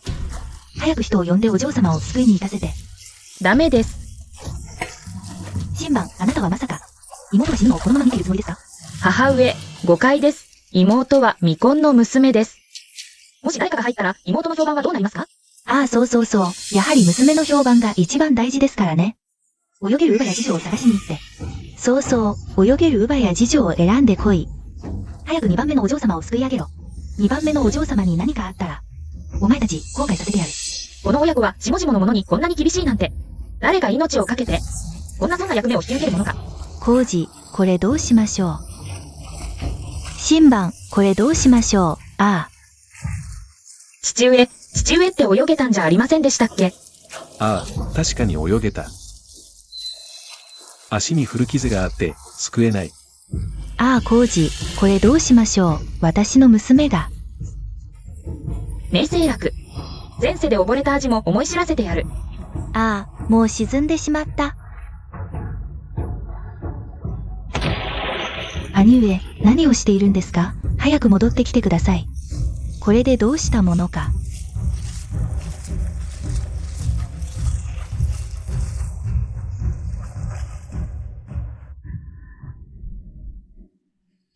早く医者を呼べ。まだ2番目のお嬢様を下ろしていないのか。命を捨てる気か。早く私と帰れ。ああ、私の娘が帰る。私の娘が誰か早く医者を呼んで。今日はお見送りはしません。いいえ、結構です。後で続きを教えてくださいね。もちろん、お気をつけて。ああ、妹。二人の王子様にご迷惑をおかけしました。申し訳ございません。構いません。明国公、お見送りは結構です。私は宮廷を。ねえ2番目のお嬢様の診察に使わします。大王子様、ありがとうございます。行く。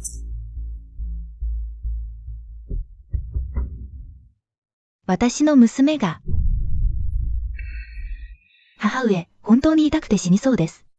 手で書いちゃダメ。傷が残る。書かないで。あの女に違いない。きっと彼女が私をこんな目に遭わせたの。ご安心ください。この件は。母上は必ず夜君に説明する。医者もすぐに来る。夫人、語彙が参りました。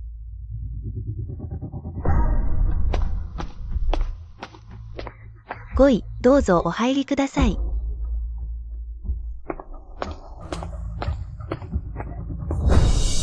母上、私が何か間違えましたか？自分でわからないの？まさか思わなかった。あなたはこんなに悪圧で、妹をこんな風に害するなんて。母上の意味は、私が妹をこんな風にしたのですか？あなたじゃないの？本来はあなたのはず。私がどうしたの？母上、どうして続けて言わないの？いいわ、あなたはわざとだ。浩二。どうした？浩二、夫人、この服は確かに浸されていました。スズメバチを狂わせやすい薬草に。旦那様、彼女がチングエルイの服に。細工をし、私たちの娘をこんな風にしたのです。父上、私がやったのではありません。これはチング WA のお嬢様の部屋から見つかりました。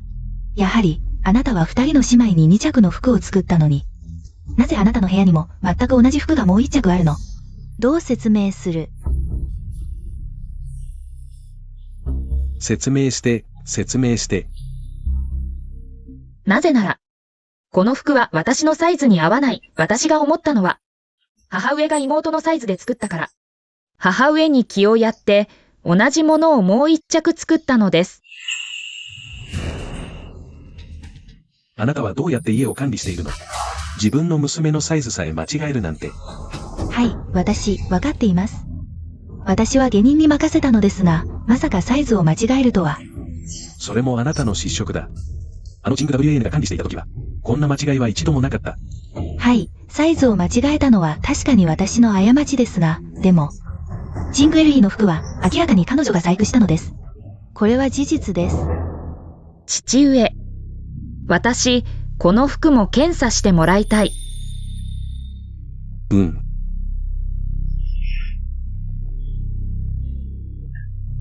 おう。あなたは私の母上を何を見ているの？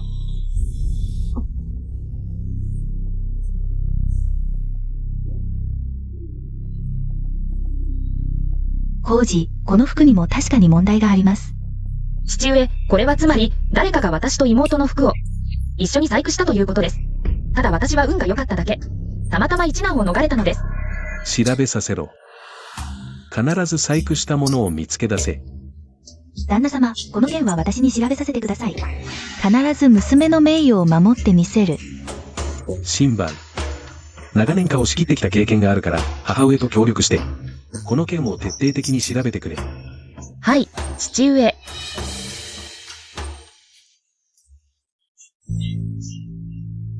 浩二、ER お嬢様の傷には薬を塗りました。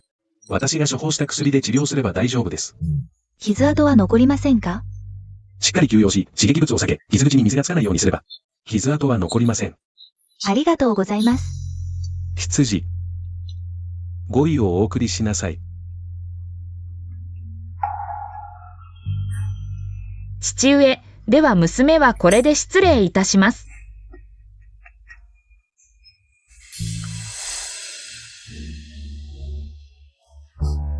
お嬢様。あなたが警戒していたおかげで、スズメバチに刺されたり、水に落ちたりしなくて済みました。夫人はあまりにもひどい、こんなひどいことを。このことは必ず浩二に伝えて、浩二に裁いてもらいましょう。無駄だよ。彼らが私のような部外者のために動くはずがない。でも、私も彼女たちを楽にはさせない。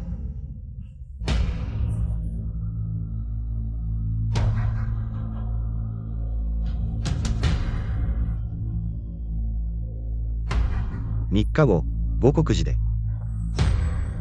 今度は誰だろ他に誰がいる？あの嫌なやつさ。誰？う。お嬢様、私です。キアオフェング。怪我はない？彼らに何かされた？大丈夫、ずっと部屋に閉じ込められていただけ。昨日やっと出してもらえた。あの人は三王子の手がみたい。あの人が三王子その人だ。今日、桃花園で彼に会った。お嬢様。三王子、あの資格だったの？今日のことは絶対に口外しないで。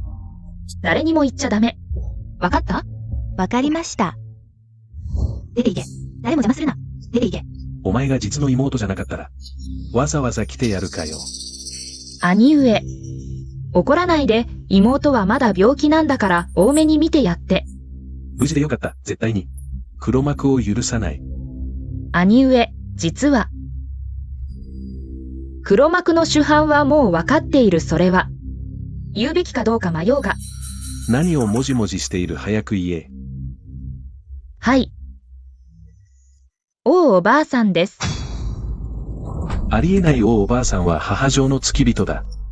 兄上はご存じないでしょうが、おばあさんの息子が賭博に手を出して、孫が病気で金が必要だったのに母上は、月給を減らしたばかりか、いつものご褒美すら与えなかった。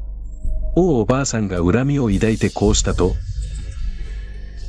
調べたところおばあさん自らが、薬屋でこの薬草を買っていた。兄上お忘れですか？あの時妹はどうやって乳母に、すり替えられたかを。わかった、母上に聞きに行く。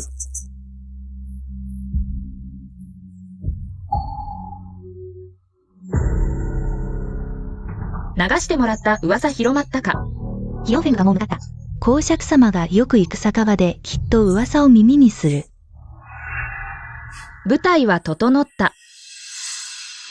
また面白い芝居が始まる。この卑劣者。よくも顔を見せに来たな。なぜスズメバチが私じゃなく、あなたを刺したかわかる？あなたが細工したんだろ、父上に言いつけて。屋敷から追い出してもらう。自業自得というものだ。本当に調べたら、誰にたどり着くと思う？この卑劣者調子に乗るな。私こそ公爵家の令嬢、なぜあなたが都一の妻女なの？本当のことを教えてやる。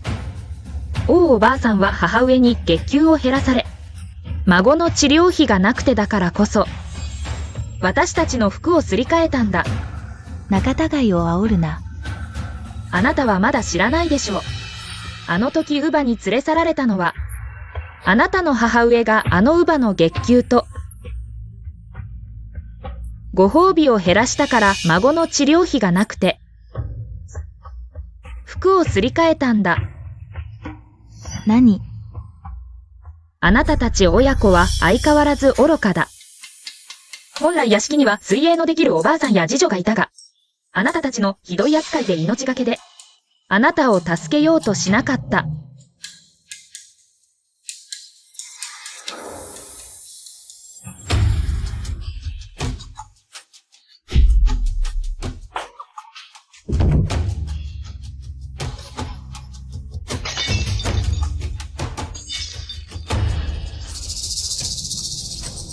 聞いたか？冥国公府に戻ってきた。お嬢様はお飾りだって。字も知らないくせに。腕のほくろがなんだって。ははは。でも戻ってきてから随分経つのに。まだ字も読めないの？冥国公府が彼女のために花見の宴を開いたんだ。恥ずかしいね、今回の花見の宴はみすぼらしいらしいよ。戻ってきたお嬢様が自分でやったみたい。以前の宴とは比べ物にならないって。まあ、それだけじゃないよ。あの花見の宴で蜂に刺されて水に落ちた。彫刻工に助けられたんだ。わざとじゃないの？安しお嬢様の婚約者を奪おうとしてるんじゃない？ははは。そういうことだよ。母上、この悪い奴はもう置けないよ、さもないと。これから何をしでかすかわからない。息子よ、これは私が大場にやらせたことだ。母上、どうしてそんなことを。ジング WA のあなたの娘よ。どうして彼女を噛んでるの？あいつが調子に乗ってるからだ。あの子がいると。必ず妹の出番を奪う。今回の花見で恥をかかせて。彼女の勢いを抑えようと思ったんだ。いいか、絶対に父上には知らせるな。母上。この点まで届くほどのバカ者め。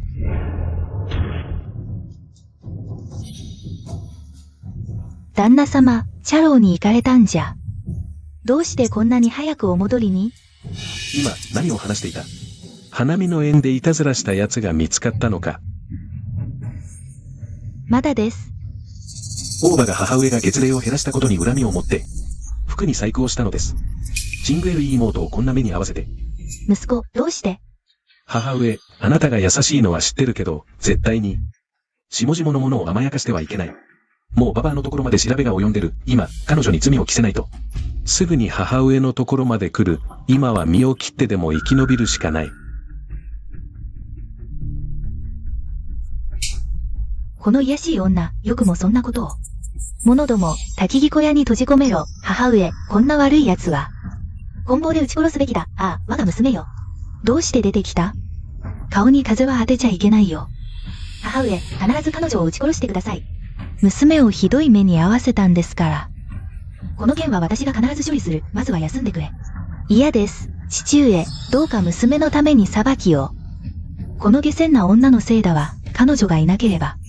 父上、母上とこんなに長く離れ離れになることもなかったのに。誰か。外引きずり出せ、すでにしこせ。さ口を塞いで引きずり出せ。奥様、お許しを、奥様。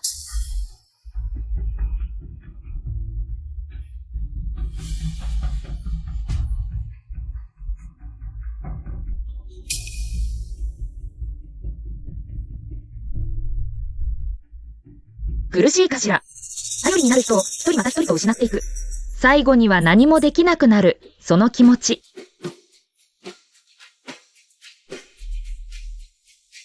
父上、兄上、母上。妹、どうしてここに？傷がまだ癒えていないのに、どうして出てきたの？もし顔に傷跡が残ったら大変だわ。この下賤女、調子に乗るな。あ。これがあなたが学んだ礼儀作法か。今、外では噂が飛び交っている。花見の縁で私の顔を丸つぶれにした。こんな娘、いない方がマシだ。父上、もし私も幼い頃から公爵家で育っていたら、ニングチング WAN にだって負けていません。ならば公爵家にいて、しっかりと礼儀作法を学べ。いつかきちんと学べたら、外に出てもよい。旦那様、私は必ずチング LE をしっかりとご指導いたします。それから、あなたは家の鍵をチング WAN に渡しなさい。それに、あなたたちが準備した花見の縁は、見苦しいものだった。今後、このようなことは二度と起こしません、旦那様。私が帳簿を見ていないと思っているのか。このままでは、いずれあなたたちに使い果たされてしまう。家の財布にはまだいくら残っている。公爵様、ちょうどこの件についてご報告するところでした。帳簿上、ほとんどお金がありません。奥様とお嬢様、それに若様が、かなりのお金を使い込んでしまい、それが花見の縁の資金不足の原因です。あんなにみすぼらしい飾り付けになってしまったのは。父上、母こそが寧国公夫人です。家の鍵を管理するのは当然です。私は母と一緒に家事を手伝えます。そうです、旦那様。ダメだ。チング WA の妹さん、遠慮しないで。父上はあなたを家族の一員として見ているのです。それとも、あなたは私たちを家族と思っていないのか。母と妹はお金を使うばかりで、ニングチング WAN のように稼ぐことなどできません。父上、ご信任に感謝します。必ずご期待に添えるよう努めます。どうやら公爵家を離れる別の方法を考えないと。旦那様、外では噂が絶えません。チング LE が水に落ちたことについて何か言われていませんか？小国公用が彼女を助け上げた件。よくもそんなことが言えるな。彼女の評判はもう地に落ちた。地方に嫁がせることを考えている。母上、地方には嫁ぎたくありません。よしよし、旦那様お続けください。この婚約はもともとチング LE のものだ。どうせ評判はもう台無しだ。ならば、この状況を逆手に取ろう。小国公用にチングエルイもめとってもらえばいい。母上、ではチング WAN はどうするのですか？チング WAN は都一番の才女だ。寧国公府の後ろ盾もある。チング WAN の嫁ぎ先に困ることはない。チング WAN、お前はどう思う？父上、今や誰もが知っています。私はあなたの実の娘ではないと。国公府とのこの縁談は、私が手にできる最高の縁組です。妹には譲りたくありません。譲らないだって。この婚約はもともと妹のものだ。お前は十数年も彼女の人生を奪ったのだから、償うべきだ。でも、もし母上が乳母をいじめていなければ、子供を取り替えるようなことは起こらなかったはずです。よくも口答えができるな。黙れ。国公府の意向を見てからにしよもし私が縁談さえ守れないなら、この家を治める力などさらにないということだ。父上、自ら申し出て寺で聖集に励みます。父上と母上のご多幸をお祈りします。う。止まれ。これは私への反抗か。きっと彼は帳簿に金がほとんど残っていないと知っているに違いない。だからこそ急いで私に家の鍵を渡させようとするのだ。あの大勢の家族を養い続けさせるために。父上、私は構いません。この縁談は私のものです。もしダメなら死んだ方がましです。なら死ね。父上、お怒りにならずに。たった1ヶ月で帳簿は空っぽです。もしチング WAN に家を収めさせなければ、公府の支出をどう維持するのですか？あなたと私が町で露店を開くのですか？いや、それはダメだ。そんな話が広まったら体裁が悪い。3日後、すべての官憲が五国寺に参詣する。母上に国公夫人と話しに行かせてはどうですか？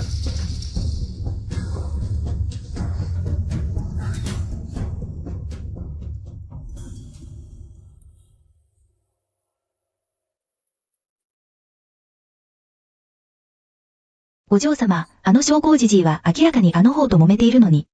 なぜ、この縁談にこだわるのですか？これはね、一度抑えてから高めるというやつよ。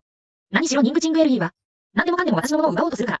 手を離さなければ離すほど、彼女は奪おうとする。お嬢様、上昇府からの伝言がございます。あさって、五国寺へお香をあげにいらしてください。承知いたしました。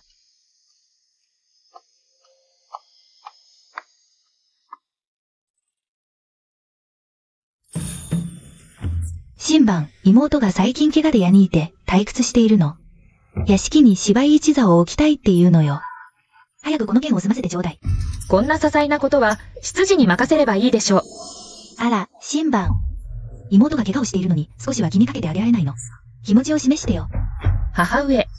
今回五国寺へお香をあげに行くのも妹のために祈るためです。彼女の顔に傷跡が残りませんように。多分、帳簿に金がなくて芝居一座を雇えないから。私にこの件をやらせようとしているのでしょう。私に出勤させようだって、とんでもない。お嬢様、ギアオフェングの話では、最近 ER お嬢様と小国公子が、頻繁に手紙をやり取りし、贈り物も交換しているそうです。引き続き監視を続けなさい。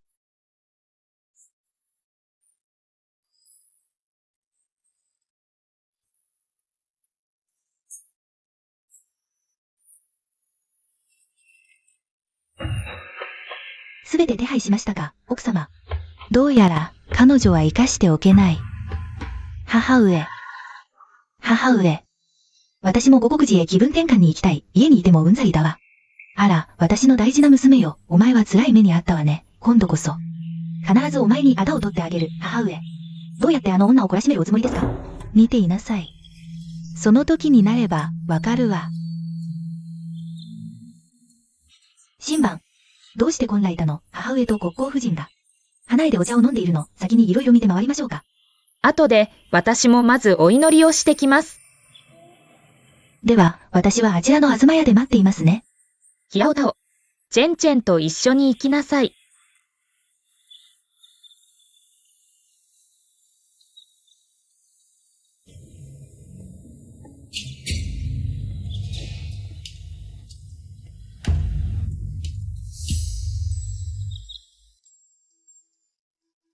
菩薩様、どうか公府を無事に離れられますように。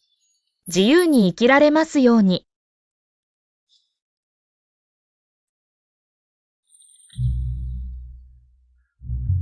女摂取。どんな夢でも、本王に申し上げなさい。本王がすべて叶えてやろこれは菩薩に対する大変な不敬です。報いが来るのが怖くないのですか？う。土で作られた人形を信じるより、むしろ私を信じた方が良い。いいえ。一体甲府に何をしようというのか。もちろん、甲府が消えることを望んでいる。私も君と同じ気持ちだと思うよ。長年、君が公爵家の出費を支えてきたのに。あの人たちは平然と君を利用してる。今じゃ、君を壊そうとしてる。私も壊される。行こう。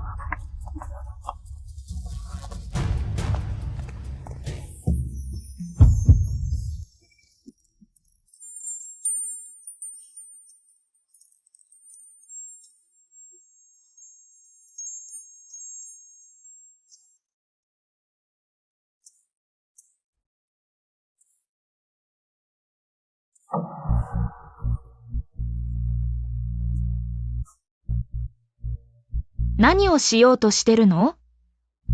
君に何をしたいかって。わざわざこんなことしなくても、人に言うだけでいい。桃花園の日に君が私を噛んだってね、君の父上は。翌日には、素直に君を私の屋敷に送り届けるだろう。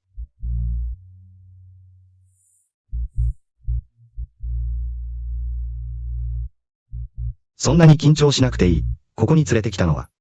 君のために、いい芝居を用意したからだよ。どんな芝居？来てみればわかるよ。これは、僕たちの取引のために、特別に用意した手土産だ。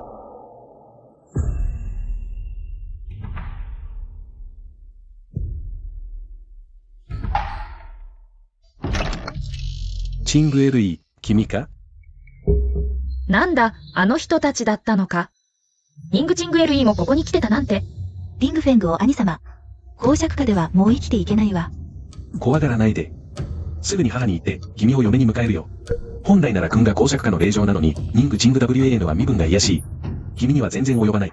でも、あの姉さんはとてもテレンテクダがあるの。もし彼女が父を説得して、あなたと結婚させたら、私はどうすればいいの？愛する人と結婚できないなら、私は死んだ方がマシだわ。ああ。そんなこと言わないで。私の心には君しかいない。これはただの密会だよ。さっき君は言ったよね。あの人たちは私を壊そうとしてるって。続けてみてごらん。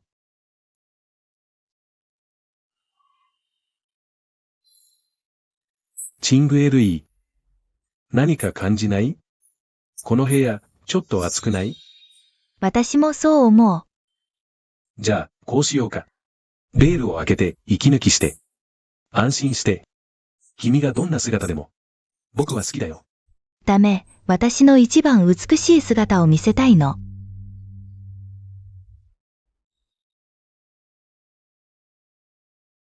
この香炉、もしかして問題があるの？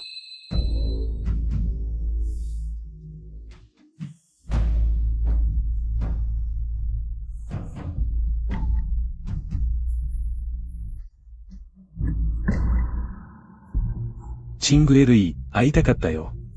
リングフェングを兄様。私に責任を取ってくれるよね。チングエルイ。私が責任を取る。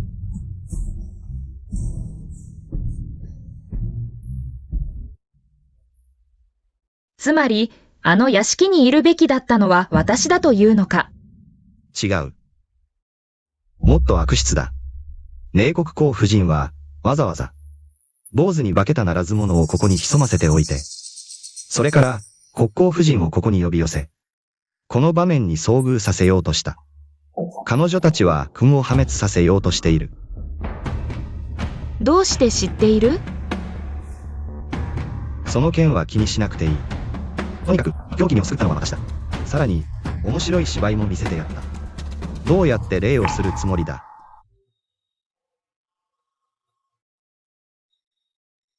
君との取引に応じてもいい。ただし、なぜ寧国公府を狙っているのか教えてもらわないと。私の事情は、君も大体知っているだろ10年前、母妃が亡くなった後、私は辺境の地へ行った。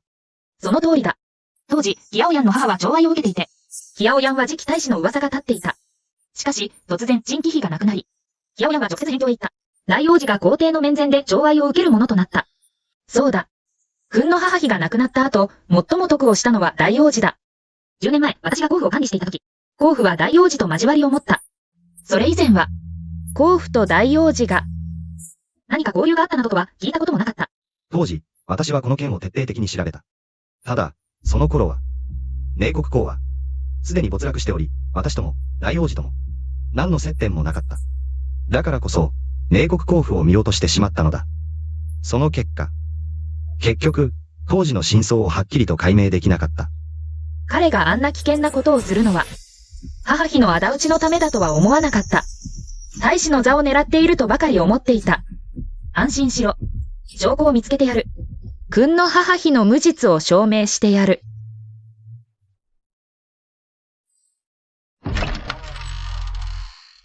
人が来た。どうする？教える必要はないだろ小気味お人。本当に申し訳ございません。私の下働きの娘が手際が悪く、お茶をこぼしてしまいまして。構いません。どうぞ。大胆、誰がこの仏門の清らかな地で、こんなに慌ただしいことをするのだ。母上。どうしてここにいるのですか？若子。なぜあなたが、恋。ベッドの上で若子を誘惑したあのみだらな女を、引きずり下ろせ、誰がこんなに恥知らずなのか見せてやる。待て、そんな必要はない。必ず彼女に責任を取るから。母上。早くみんなを下がらせてください。恥を知っているのか。まさかベッドの上はニングチング WAN か。小気味お人、怒らないで、男は若いと。自制が効かないこともある、大したことではない。連れ帰って目かけにすればいい、それでもいいだろう。ニングチング WAN を目かけにさせる。そうすればジング LE が性質になる。母上。何が起こったのですか？どうしてここにいるの？母上。その質問がおかしいわ。ここにいないなら、私はどこにいるべきなの？ニングチング WAN ではないなら、ベッドの上は誰なんだ？何をぼんやりしている、あの女を引きずり下ろせ。どこのみだらな女か見せてもらおう。必要ない。出てきなさい。まさかジング LE なの？そんなはずない。彼女の帳棒を引き剥がせ。外さなくていい。彼女はチング LE だ。チング LE。どうしてここにいるの？母上、私のためにお裁きを。あなた。見てみなさい。あなたのした醜いこと。あなたはジング WAN と婚約している。これが知れ渡ったら、これからどうやって人をやっていくつもりだ。母上。私が好きなのは、チング LE だけです。彼女の身分は私と釣り合う。彼女こそが公爵家の令嬢だ。どうか母上、お許しください。あなた。このバカ者。母上。行くわ。将校じじい、どうかそのままお帰りにならないでください。ご安心ください。すぐに両親を使わせて縁談を申し込みます。必ずチング LE にきちんとしたお返事をします。行きましょう。どうしてここに？人を呼びに行かせたはずですが。母上。ジェンジェンともう少し話し込んでしまい。来るのが遅れて、少し時間を取ってしまいました。わざとでしょう。母上。何をおっしゃっているのか、私にはわかりません。私を疑うなら、しっかり調べさせてみては？この部屋に何か問題があるのかどうか。よし、とても良いことだ。屋敷に戻る。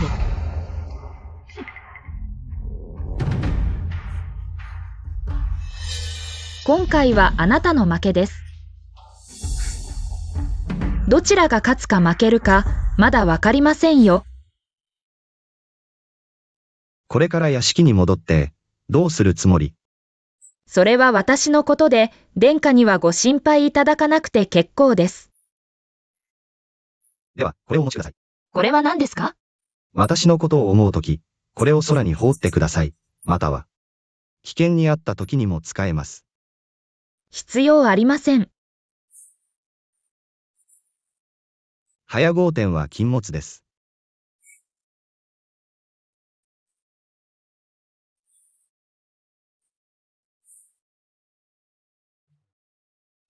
これは噂の旋雲戦ではありませんか？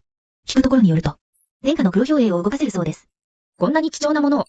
どうやら、殿下はお嬢様にかなりお気があるようですね。黙れ。この厚かましいやつめ、叩きのめしてやる、ひざまずけ。父上。私と将校じじいは心から愛し合っているのです、旦那様。シングエルイこそが私たちの身の子なのです。ここまで来て、彼女を撃ち殺しても何の役にも立ちません。急いで国公府に求婚させなければ。早く婚礼の日取りを決めるのがいいでしょ新番。妹の方が悪かった。父上、母上の言う通りです。今となってはもう手遅れ。ことはすでに変えられません。私と妹が一緒に国公府に嫁ぐことこそが、この問題を解決する唯一の方法です。そんなこと考えないで、リングフェング兄様はあなたをめとったりしません。これでもいい。その時はシング WAN を気象として嫁がせ、妹の国公府取り仕切りを補佐させましょう。そうすれば私も少し安心できます。そうだ。確かにこれでうまくいきそうです。いや、私は同意しません。バカなの？あの女はただの側室よ。そうなれば、あの女の生死はあなたの手の中。まだ彼女を始末できないとでも？あなたの卑しい身分では、側室にしかなれない。妹さん、それは違います。私の言いたいのは、あなたが側室で、私が正妻。私を側室に？夢を見ているの？野良種が、両方の正妻になろうだなんて、白チュームを見ているわ。新番さん。公爵家があなたを育ててくれた。今こそ恩返しの時です。確かに側室ではありますが、妹さんが面倒を見てくれますから。あなたの生活も自然と楽になるでしょう。父上。今や世間では妹が婚前に小木圭さんと関係を持ったと知れ渡っています。この噂はもう広まってしまいました。もし私が側室になり、不貞を働いた妹が正妻になったら、おそらくもっとひどい噂が立つでしょう。黙りなさい。私たち両家が言わなければ。どこから広まるというのですか？父上。戻りました。息子よ、国公府の方はどう言っていた？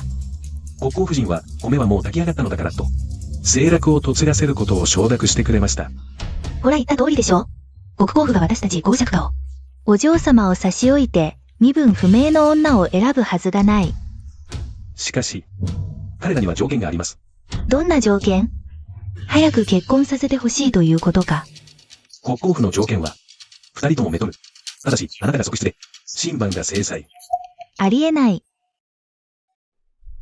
両方が同意するはずがない。これは母国公府の意向です。その通り。国公夫人はこう言い放ちました。婚前に不貞を働き、身を汚した女を正妻として迎えることは絶対にないと。ありえない。私は絶対に諦めない。私が死ぬまで。なら、早く死ねばいい。白い綾を一本渡せ。恥さらしめ。父上。あの妹は、姉さんはあなたがひざまずいてお茶を差し出すのを待っているわ。この下船女、思い通りにはさせない。お嬢様、やっぱり包皮炎が一番落ち着きますね。でも、昨晩、包皮炎は一晩中騒がしかったですよ。まだ死んでない。あの方が死ぬはずがない。でも死にたくもないくせに、側室になるしかないのよ。考えるだけですっきりするわ。お嬢様、ご主人様が書斎へお越しになるようお伝えです。わかった。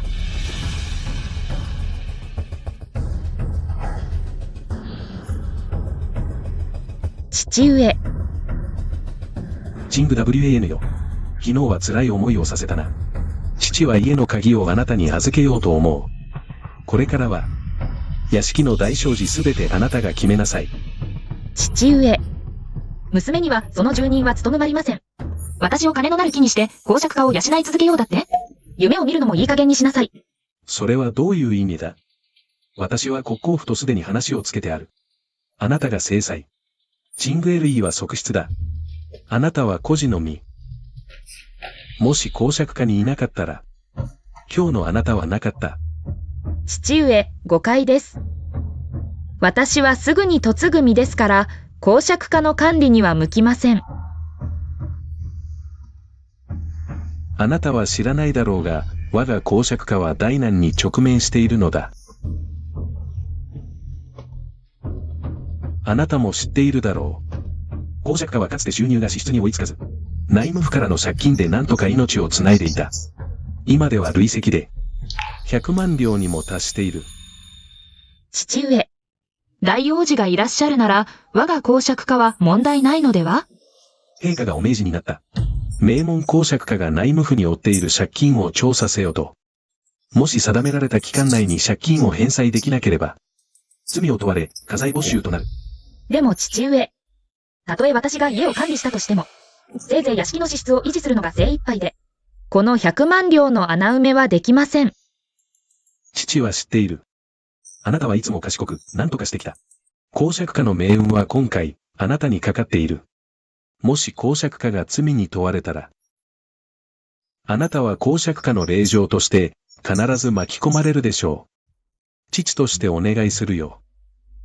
弟様、そんなことなさらないで。私が何とかします。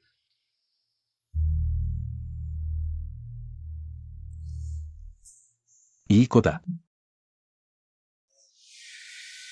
安心しなさい。もし公爵家をこの難局から救ってくれたら、約束する、あなたの妹があなたの地位を超えることは永遠にないと。前世でも、明国公は同じようにひざまずいて心情を利用して、私を騙し、この100万の赤字を埋めさせ、心血を注いで稼いだのに、公爵家が難局を乗り越えた後、私をあっさりと捨てた。弟様、今、私に舵を取り仕切らせるなら、このまま離れに住み続けるのは、私の身分にふさわしくありません。王妃院に戻って住みたいのです。当然だ、当然だ。ちょうどいい、姉妹で仲を深められる。彼女に礼儀作法を教えてやれ。では、娘はこれで失礼します。ああ、行ってこい。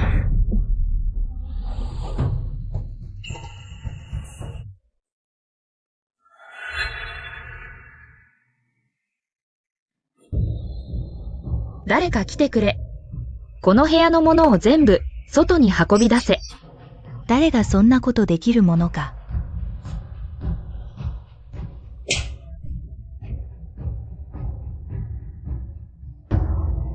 私を殴るなんて。この居座り野郎め。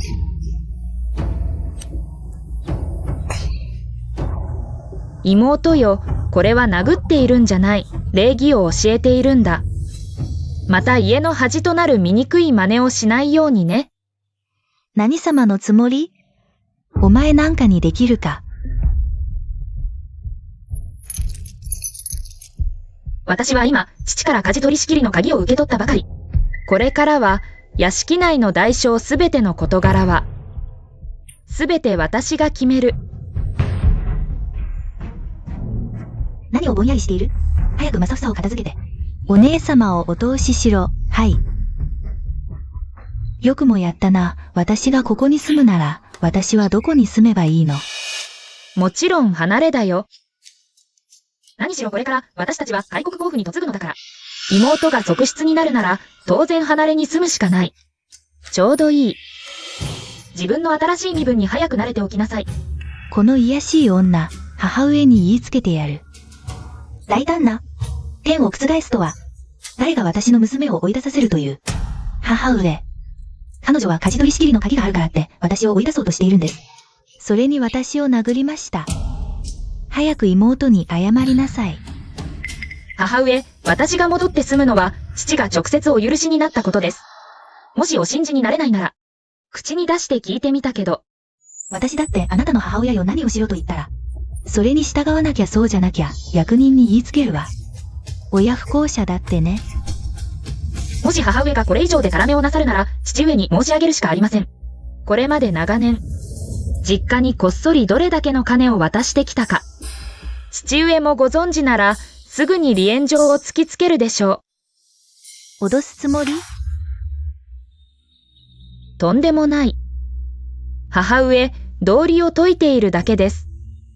屋敷を出る前に、父上の離縁状が、もう書かれているかもしれませんよ。あなた、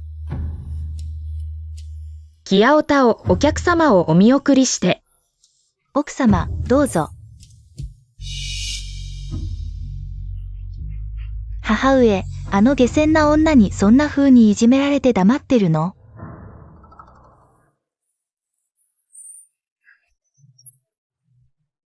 わかってないのね。今、公爵家は大変なことになっているの。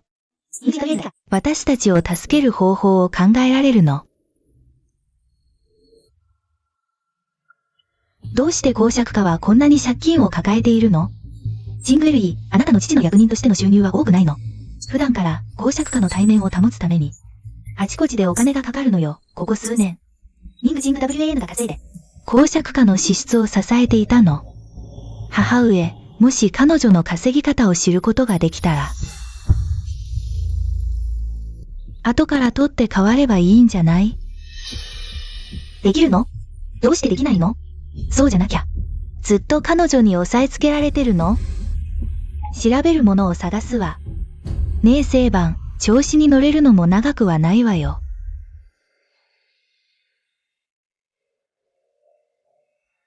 ああ、よかった。やっと戻ってきた。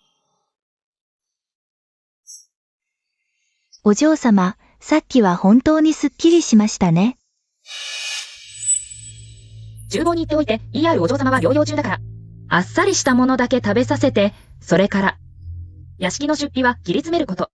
今日から公爵夫人様のところの不必要な出費は、全部止めてしまいなさい。お嬢様、わかりました。すぐに連絡します。あ、待って。まず着替えを手伝って。あの古将に会いに行くの。早く手を打たなくちゃ。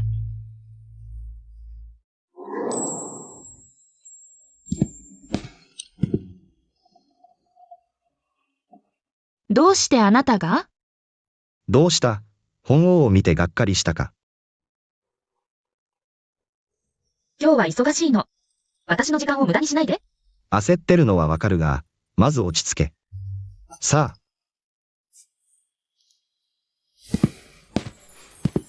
聞くところによると、あなたたち姉妹は、一緒に国公府へ嫁ごうと思ってるの。そう言ってもいいわね。あら、そんなにボカの息子が好きなの？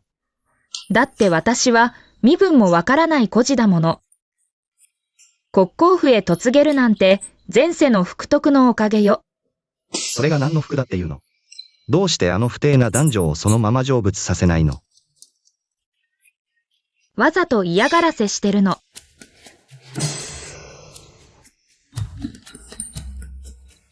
でも自分の人生の大事を冗談にするなんて。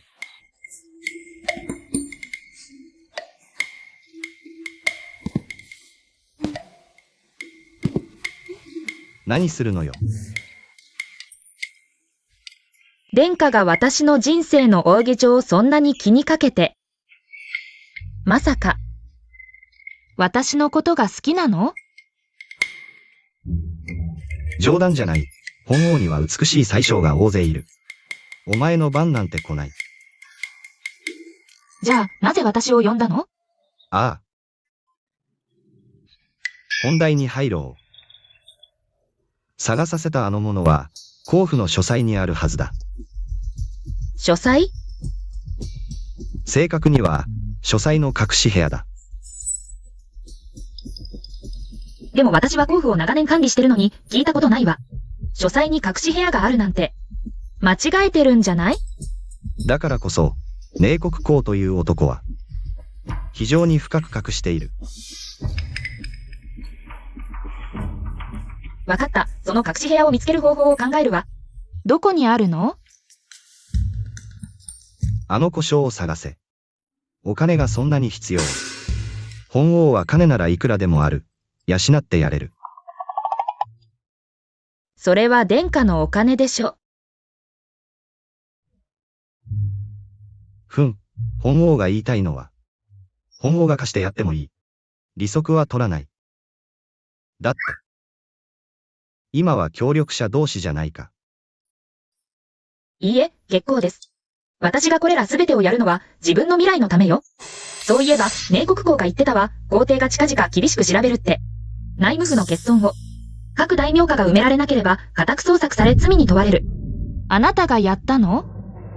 うん。その通り。だが安心しろ。本王が約束する。必ずお前を甲府から無事に離れさせてやる。殿下。私はね、人を簡単には信じないの。自分の身の安全や命を。他人に預けるのはもっと嫌だ。前世で一度痛い目にあったから。二度と同じ過ちは繰り返さない。わかった。何か手伝えることはある。遠慮なく言って。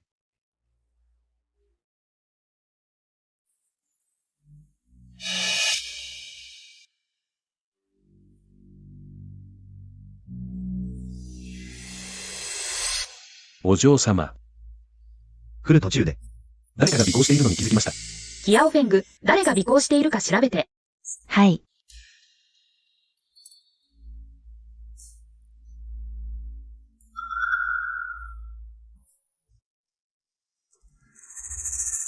お嬢様、寧国公夫人の側近です。もし近々誰かが近づいてきて取引を持ちかけたら、彼らと合意したふりをしてください。ご安心ください。私はお嬢様とだけ協力します。他の人は誰も信用できません。止まれ。ニングチング WAN。あなたみたいに心の悪い女が、私の制裁になろうだなんて、早く母に言いなさい。あなたが妾になることを望んでると。私を殴るなんて。私はあなたの妾にはなりません。できるなら母に言いに行きなさい。私と結婚させないように、国王夫人が私に目をつけたのは、私が金儲けと家事に長けているから。私を金のなる木として嫁に迎えたいだけ。チングエルイに会いに行く。彼を止めなさい。中に入らせないで。リングフェングを兄様。彼女を止めなさい。ふざけるな。私は公爵家の令嬢よ。止めるなんて。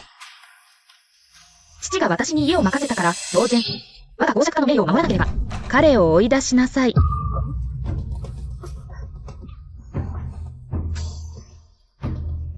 あなたが嫁いできたら、リングフェングを兄様がどうお仕置きするか見てなさい。彼女をひざまずかせなさい。ニングジング WAN、私こそが公爵家の令嬢よ。なんであなたがそんなに威張ってるの？公爵家の資質はまだ私に頼ってるから。あなたみたいに評判を落とした人は公爵家では価値がないの。でたらめを言わないで。信じるか信じないかはあなた次第。PR お嬢様、下記違反です。ここで1時間ひざまずかせなさい。誰かが陰で従わないようなことがあれば、即刻に屋敷から追い出せ。ニングチング LE、今こそ分かっただろう。ここがどこだか、さすがはあの連中の一族だ。だからお前にも捨てられる味を味わわせてやる。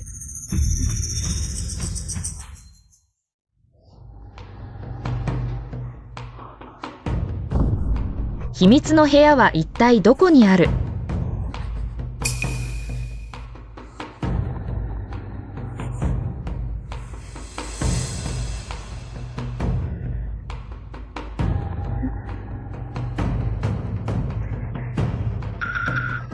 何を探しているんだ？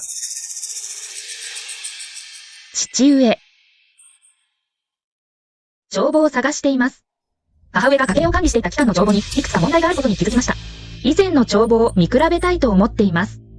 彼女の帳簿に何か問題が？これは言いにくいことですが。構わない。遠慮なく言え。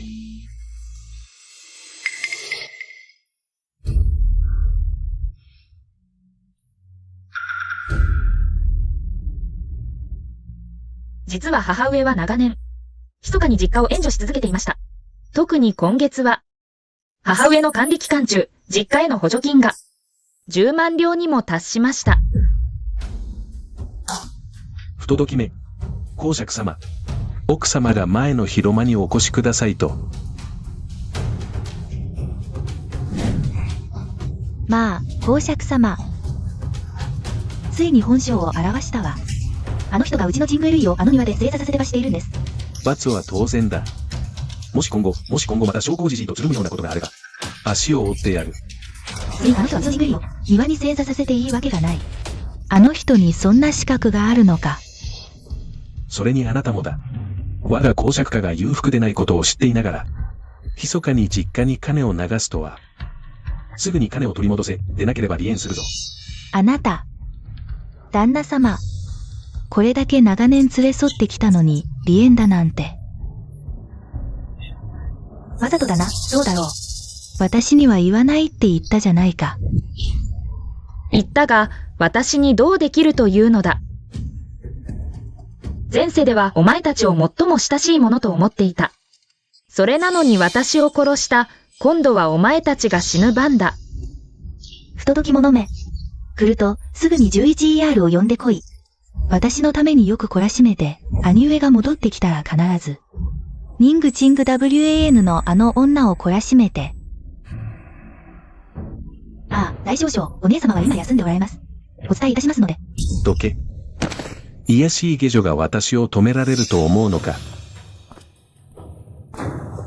兄上、誰がお怒りに。そんなに偽善ぶらないで。なぜ父に母を離縁させたの？兄さん、落ち着いて。私がそんな人間だと思ってるの？じゃあなぜチングエルイを正座させたの？なぜ父に母を離縁させたの？妹を正座させたのは、彼女が無理にニューリングフェングに会いに行こうとしたから。私は彼女を助けようとしたの。母の件は彼女が実家に10万両を送ったから。父に見つかったの。10万両。そうよ。兄さん、この全文句言ってたでしょ。母が家計を握ってる時、お金をくれなかったって。それは、母が全部おじに渡してたから。母ったら、なんで全部おじに渡すのよ。この前、同窓と遊郭に行った時、酒を飲みに行ったら、お金が足りなくて困ったよ。父が母を離縁するって言ったのは、脅かしてるだけ。兄さん、母を説得してよ。ここ数年で、母がおじに渡したお金、少なくとも30万両はあるでしょ。もしそのお金が戻ってきたら、ナイフの穴埋めも早くできるわ。確かに。今すぐ行く。キアオタオ。医者を呼んで。お嬢様、大丈夫です。大丈夫。キアオタオ。必ず仕返ししてやる。お嬢様。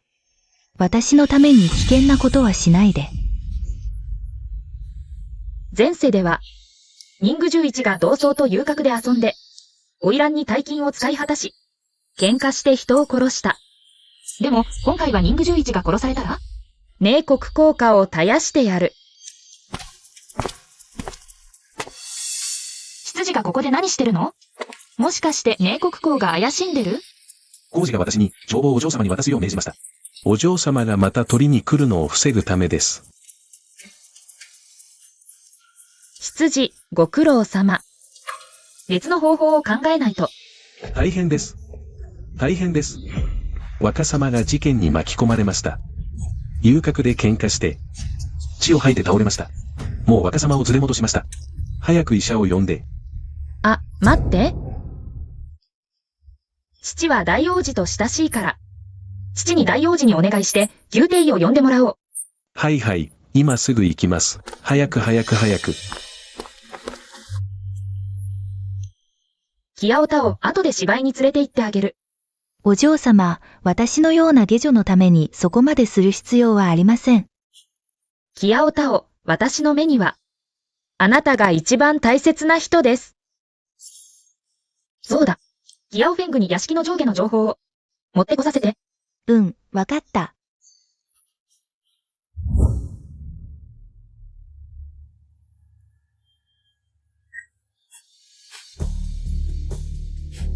お医者様、どうか息子を助けてください。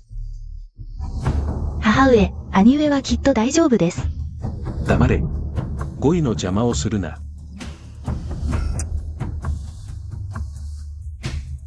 お子様の傷は重すぎて、もう手の施しようがありません。工事の準備をしてください。母上。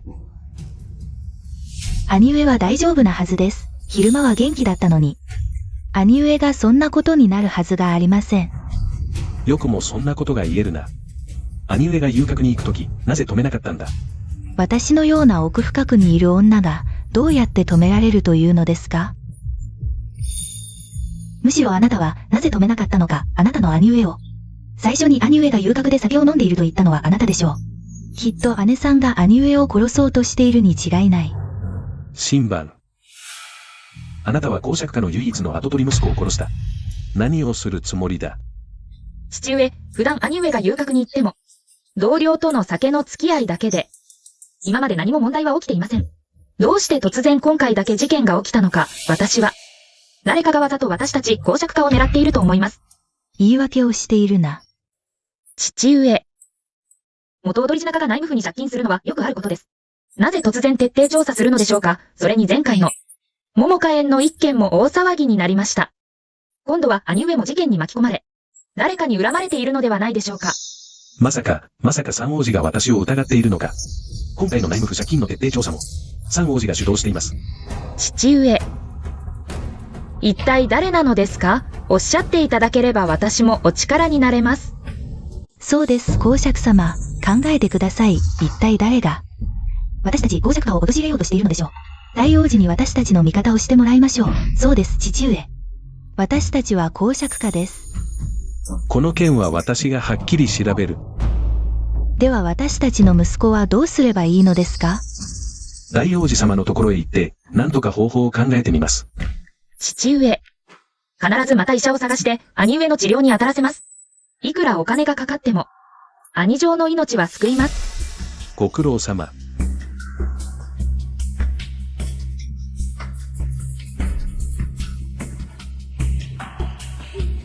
執事、町で一番有名な医者を全員呼んできなさい。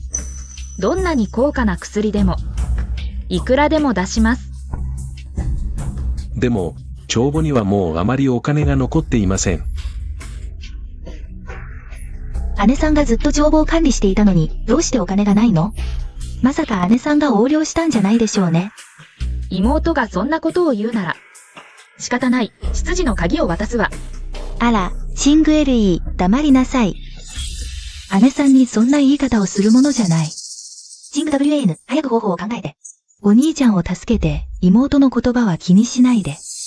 私たちは家族なんだから。母上、ご心配なく。まずは母上に兄上の世話をお願いします。はい。私がお金を工面する方法を考えます。はい。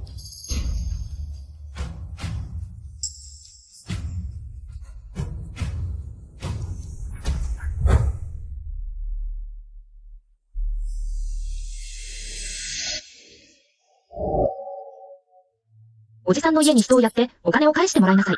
お嬢様、本当にお金を工面されるんですか？もちろん。私が用意したあの店も、戸棚も全部売り払いなさい。それから古商に人を探させて買わせなさい。必ず値段を下げさせて。わかりました。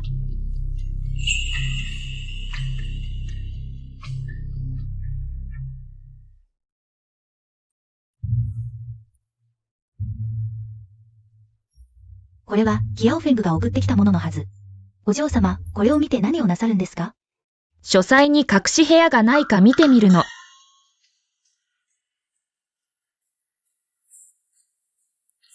これでは何も問題なさそうですね。お嬢様、書斎の外を見てみませんか？もしかしたら何かおかしなところが見つかるかもしれません。図面は偽造できますが。建物は偽造できません。君の言う通りだ。行こう。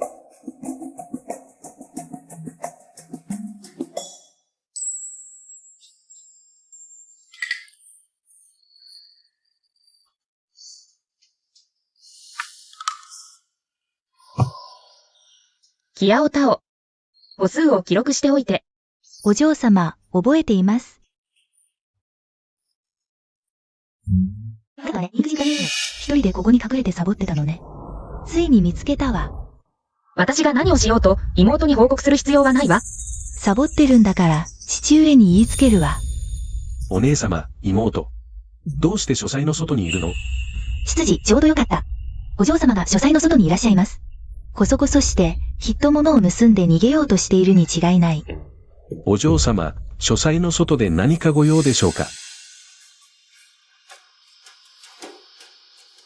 少し悩み事があって、もともと帳簿にはまだいくらかお金があったんだけど、結局母上が使い切ってしまって、今、公爵府では、お金が必要なところが特に多いの。静かな場所を探して、どうしたらいいか考えていたの。何をデタラメ言ってるの。母上がお金を使うのは全て公爵府のためよ。決して無駄遣いなんてしていない。そうよ。どうして私を侮辱する権利があるの？本当はどうなのか、妹の方が私よりよく知っているでしょう。もしここで言い争いを続けるなら。では、帳簿合わせをしましょう。あなたたち、できますか？あなたはただサボっているだけよ。お嬢様、公爵様がお戻りになりました。どうぞお越しください。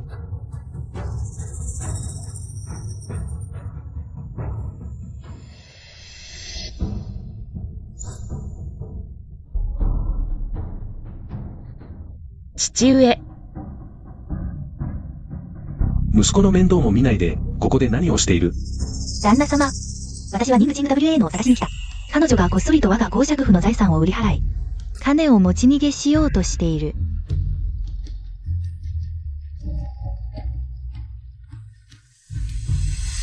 神番。そんなことが。確かにその通りです。ほら父上、私が間違っていないでしょう。旦那様。血のつながりのない奴は、やはり飼いならせない裏切り者だ。今、我が公爵府が苦境に立たされているから、彼女は逃げようとしている。父上。私は本当にどうしようもなくて、やむを得ずこの下策に出たのです。それはただの言い訳よ。父上。最初、私は人をやって、おじさまの屋敷にお金を請求しに行かせました。しかし、おじさまの家来に追い出されてしまったのです。兄上も治療に急にお金が必要で、私は本当にどうしようもなかった。どうしておじに金を請求しに行ったんだ？母上、ここ数年、表裏でおじさまに渡したお金は、少なくとも300万両はあるでしょう。私はそれを取り戻して、少しずつ兄上の治療に使うのはいけないの？母上。このバカ者。早く私のお金を取り返してこい。でなければ、お前を離縁する。父上、あなたはそんなによそ者の言うことを信じるのですか？彼女を信じないで、お前を信じろと。金を使うことしかできない役立たずめ。公爵様。夫人、大坊ちゃんが目を覚ましました。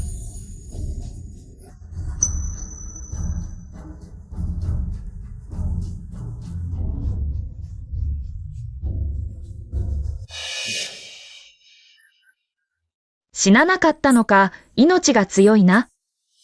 息子よ、やっと目が覚めたか。もし何かあったら、私、どうやって生きていけばいいの？お兄様。この数日、私と母親がずっとあなたの面倒を見ていました。ほとんど眠れていません。目が覚めてよかった。家でゆっくり療養して、これからはもう二度とあんな不健全な場所には行かないでください。どうして動けないんだ？動けないだなんて冗談でしょう。宮廷医を呼べ。はい。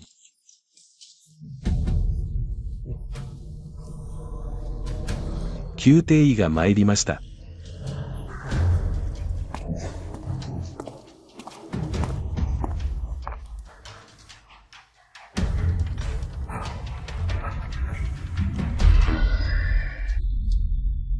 浩二、少しお話が、ここで言いなさい。聞いている。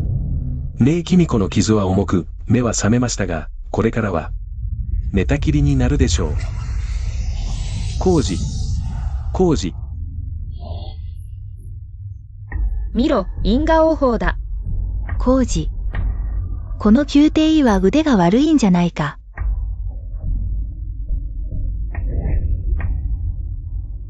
あなた、たくさんの名医を探したんじゃなかったの？そうだ。名医を変えれば治るかもしれない。お兄様、あまり心配しないでください。きっと大丈夫です。出て行け。全員出て行け。浩二。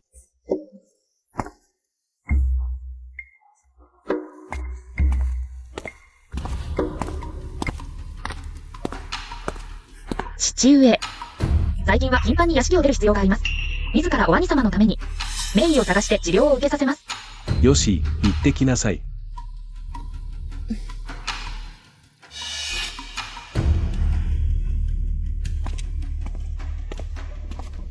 父上。あなたはそんなにニングチング WAN を信じるんですか？黙れ。今、彼女はお前の兄のためあちこち奔走している。それに公爵家のためにも金を稼いでいる。お前は何ができる？もし私も公爵家のために金を稼げると言ったら、しかも100万両の穴を埋められます。一大の女ができることなら私にもできる。お前ごときが？全くの妄想だ。おとなしく家にいろ、面倒をかけるな。さもないと公爵家から追い出す。父上。シング LE。弟様の言葉を気にしないで。もし私たちが成功したら、彼は当然、私たちを気にかけてくれるはずです。母上。あの聖域商人は、私たちと協力してくれるでしょうか？まだまとまっていません。もう1割の利を譲れば。あの聖域商人も心を動かすでしょうか？商人は利益を最も重視します。きっと心を動かすでしょう。よし、すぐに交渉を始めよう。今回は私が直接行く。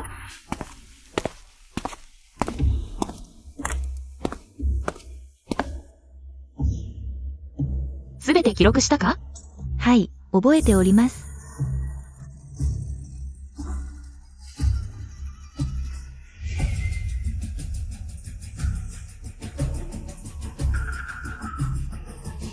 秘密の部屋の場所がわかりました。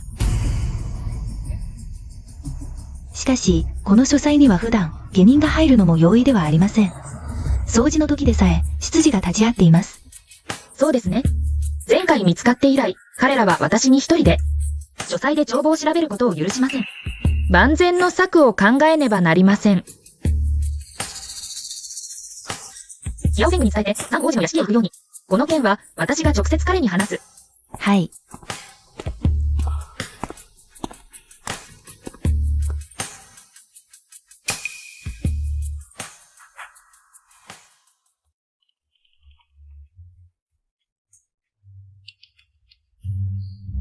お嬢様、灯籠祭りはまだ数日後です。今日からこんなに賑やかだとは思いませんでした。後で出かけてみませんか？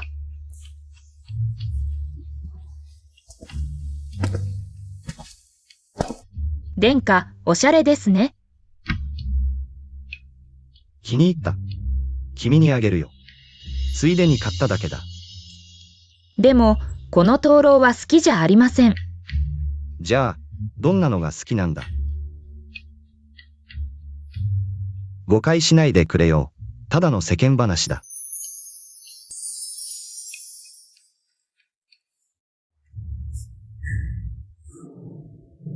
秘密の部屋の場所がわかりました。どうやってわかった？私が直接屋敷全体の大きさを測りました。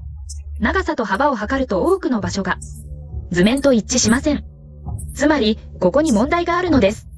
殿下、わかりましたか？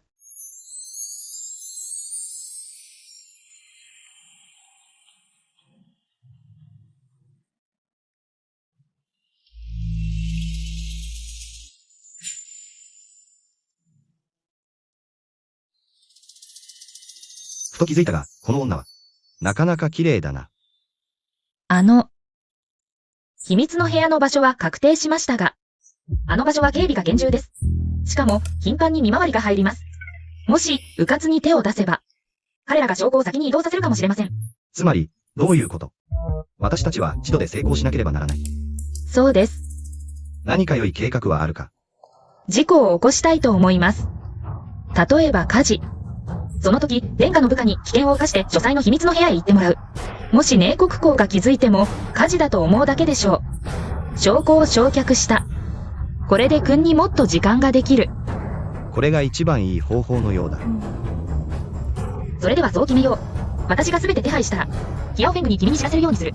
何か危険を感じたら、全雲線で合図を送る。了解。それでは、私は先に失礼する。待って。ずっと散歩したいって言ってたよね。ちょうど暇だから。一緒に行ってあげよう。殿下、女性と買い物に行くならおごらないと。この私をバカにしているのか。この通り全部買い占めても。私の財布は痛まない。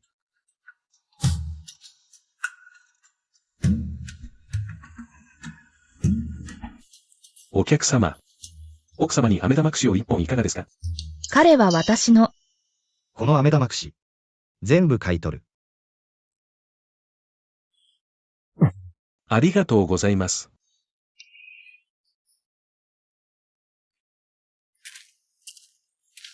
好きなのを選んで。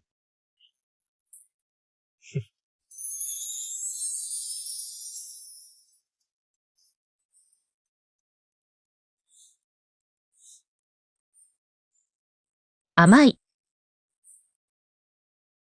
君も。一口どう？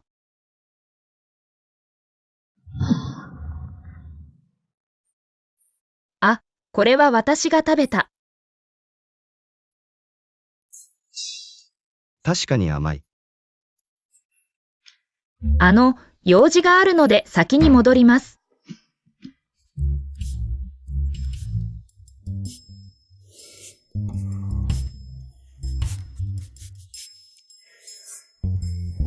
酸っぱい。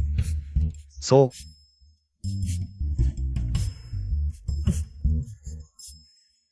確かに少し酸っぱいね。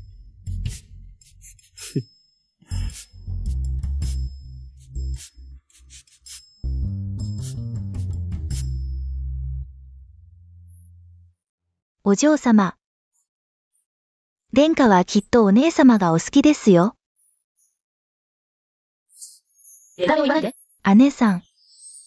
兄貴の病気を治す名医を探しに行くって言ってたのに。どうして男の人と灯籠祭りを歩いてるの？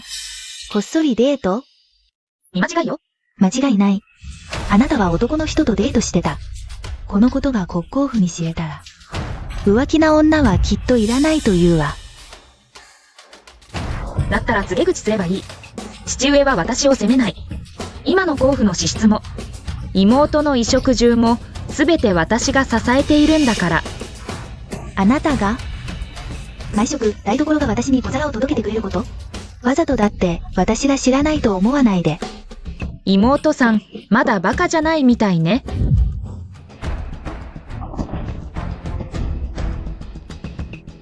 ねえセイバン。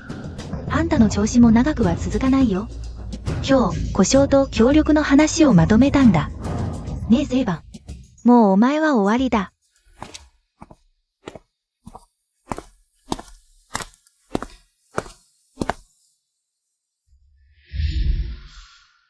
お嬢様。今日、寧静楽が故障に会いに行きました。お嬢様のご推察通り、彼女はやはりお嬢様の商売を奪おうとしています。でも彼女たちは知らないんです。あの故障はただの傀儡だってことを。うちのお嬢様こそが黒幕のボスなんです。お嬢様、故障はお嬢様のご指示通りに。寧静楽の協力を承諾しました。これからどうなさるおつもりですか？まさか彼女が、お嬢様の商売を奪うのをただ見ているだけなんですか？当然、代償を払ってもらうわ。和尚に伝えなさい。協力するなら、先に10万両の手付金を前払いしてもらう。でなければ取引は成立しないと。10万両といえば、公爵家の全財産を絞り尽くす額だ。ごもも。明日から全府の支出を半減させなさい。厨房は野菜だけにする。衣服の買い付けはすべて取りやめ。お嬢様、そんなことをなさると、この公爵家。数日も経たずに大騒ぎになりますよ。私が望んでいるのは、この公爵家の天をひっくり返すこと。もともと混乱を起こそうと思っていたんだ。今、ちょうどチャンスが来たじゃない。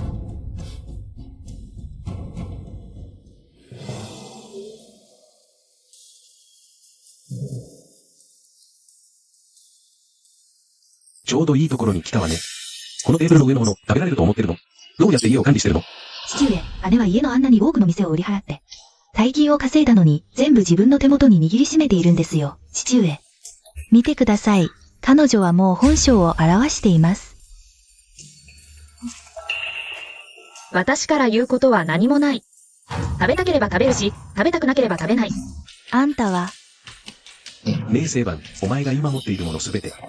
メーカが与えてくれたものだ。恩を忘れるなよ。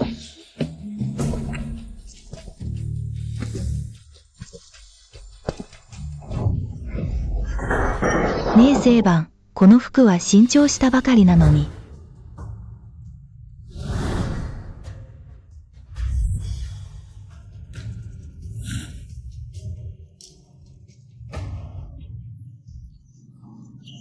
全部あんたに台無しにされたじゃないか。父上、見てくださいましたか。これが彼女の本性だ。何をする気だ。ご飯がまずいって言ってたよね。じゃあみんな食べるなよ。父上が彼女に家の鍵を渡してからというもの。彼女は家の中で威張り散らしている。私がお前に家を管理させたからには、その権利を取り戻すこともできる。本当に自分が公爵化をしきれると思っているのか。私に渡さずに誰に渡すの？知らないと思わないで、あなたたちが執事の鍵を私に渡したのは、私に金を稼がせて、この大きな公爵化を養わせようとしたからでしょ。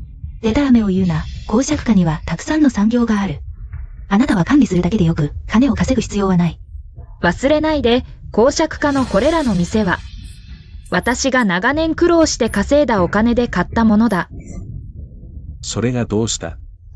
公爵家があなたを育ててくれなかったら、お嬢様のような生活ができたの？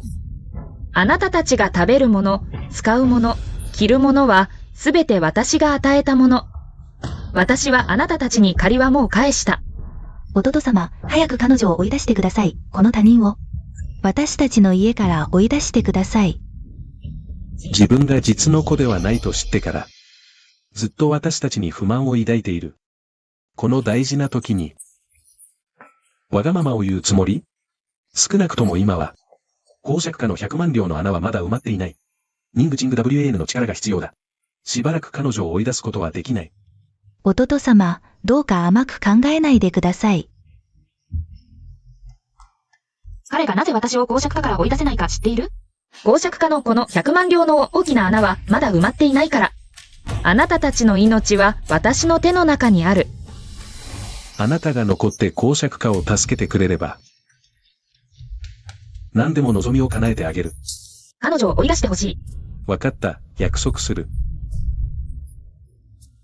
弟様、私があなたの身の子です。公爵家を助けられる者が私の実の娘だ。者ども、彼女を追い出せ。弟様。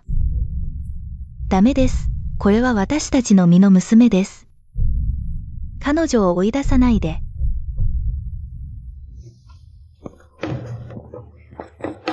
私が公爵家のお嬢様、追い出されるべきはあなたよ。聞こえなかったの？公爵家に役立つ者が、本当のお嬢様だ。止まれ。もう一歩でも前に出たら、公爵様にあなたも追い出させます。あなた。ニングチング WAN、あなたは実の子ではないが。私が一手に育てた子だ。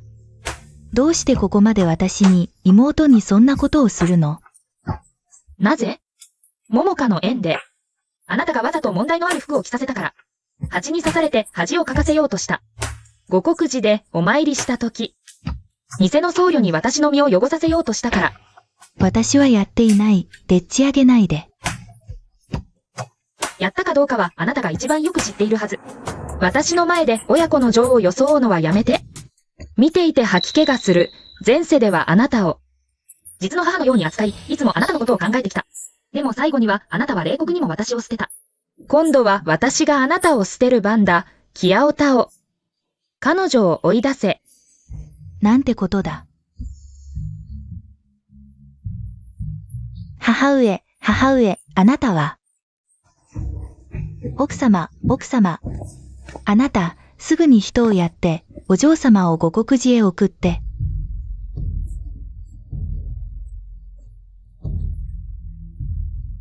外には彼女がお参りに行ったと言うんだ、奥様。御所から連絡が来た、我々だ。10万両の銀を手付金として出せば、彼らは我々と協力する。10万両、彼に伝えて、承諾すると。でも我々に10万両の銀なんてあるの？私の娘のためなら、何でも売り払ってでも、この金を工面する。ニングチング WAN が言った。この取引が終われば、私は100万両以上も儲けられるんだ。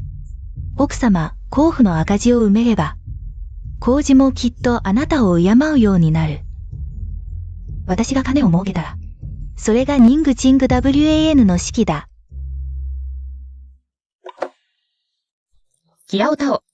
明国甲府人に伝言を送れ、私を甲府から追い出したいなら、私の名前を戸籍簿から抹消しなければならない。はい、お嬢様、奥様は最近こっそり蔵を開けて、中のものを全部売り払いました。甲府の四股さえも残さずに。これだけでは足りない。こっそり人をやってねえ国公夫人に連絡を取れ。先祖伝来の採択、庭園、山林が買えると言うんだ。ただし値段はできるだけ安くしろ。わかりました。キアオフェングに殿下に知らせさせろ。3日後に火事が起きると。これは10万両の銀票だ。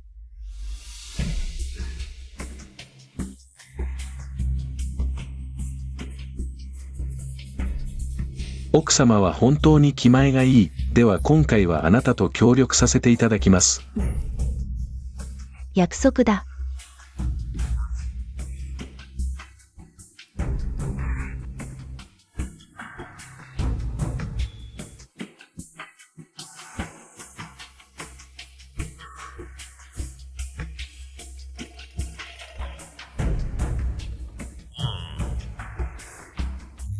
奥様、では先に失礼します。お気をつけて。ミングチング WAN、お前の式が来た。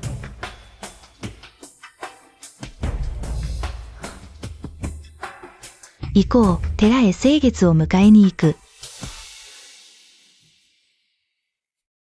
あなたの母はまだ来ないの？まだ機嫌を直していないのかもしれない。言っただろう。この娘は認めないと。ご主人様、それは明星園のせいだと知っている。公爵家の赤字を埋められるから、君は彼女をずっと我慢してきたんだ。父上、母上と私は、金を稼ぐ方法を見つけました。100万両の銀を稼いで、公爵家の赤字を埋められます。妹よ。君が家に戻りたいのはわかるが、これほど大きな嘘をつく必要はないだろう。ついにこの日が来た。私たちは知っている。君があの子の商人と組んだから、あんなに金を稼げたんだ。知ったところでどうする？姉さんはまだ知らないだろう。あの子の商人はもう私と組んだよ。そんなはずない。彼はずっと私とだけ組んでいた。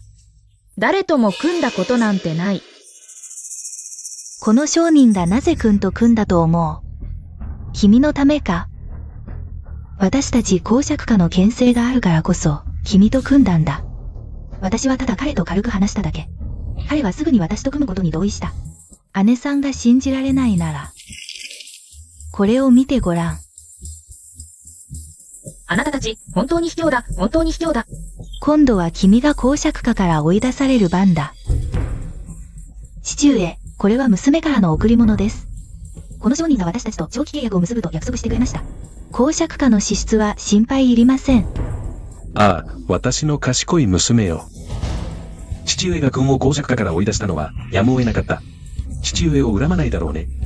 父上、娘がどうして父上を恨みましょう。私は知っています。父上はすべて安子聖園に強要されたのです。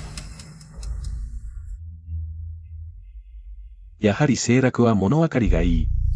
所詮血のつながりがない、恩知らずの白眼狼め。旦那様、今すぐにでも、明星園を屋敷から追い出せます。私はすでに役人に戸籍文書の手続きを頼みました。明星園の名前を、私たちの文書から消しました。今や彼女は私たち公爵家と、一切関係ありません。ついにこの日を待ちわびた。早く出て行け、二度と君の顔など見たくない。ここ数年、私のものを食べ、私のものを着て、今になって橋を渡り終えたら板を外すつもりか。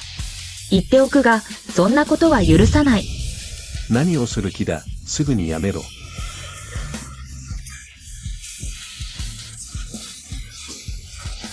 何をする気だ、これは私の骨董品だ。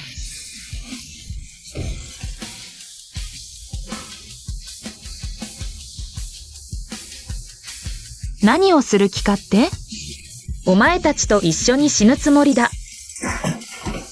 誰か来てくれ、早く彼女を捕まえて、火を放たせるな。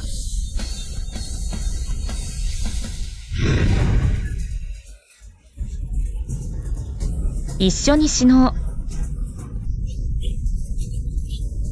誰か来てくれ、火事だ。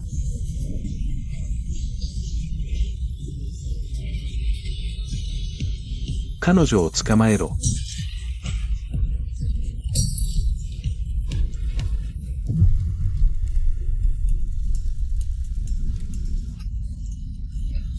執事、早く彼女を押さえつけろ。どうせ私はつまらない命、死ぬ時はお前たちを道連れにする。屋敷に放火するとは、生きるも死ぬもままならぬ目に合わせてやる。三殿下の部下は書斎に行ったはずです。大変です、公爵様。書斎が火事です。書斎がどうして火事になったんですか？火の粉が風で飛ばされて、書斎に燃え移ったのでしょう。役立たずども、急いで消火しろ。彼女を牢に閉じ込めろ。早く私の金銀細工を持ってきて。燃やさないでよ、ああ。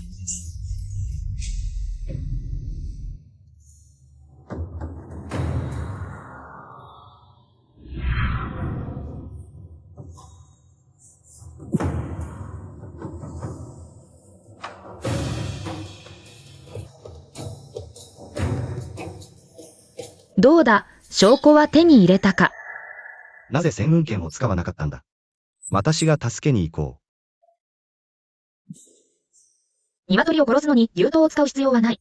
たった一つ、無駄にするのはもったいない。バカじゃないの。今回使ったら、次にまた一つあげればいいじゃない。誰が節約しろと言ったんだ。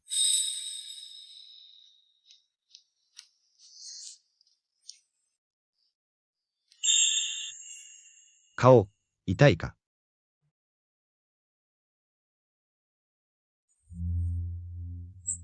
本当に少し痛い。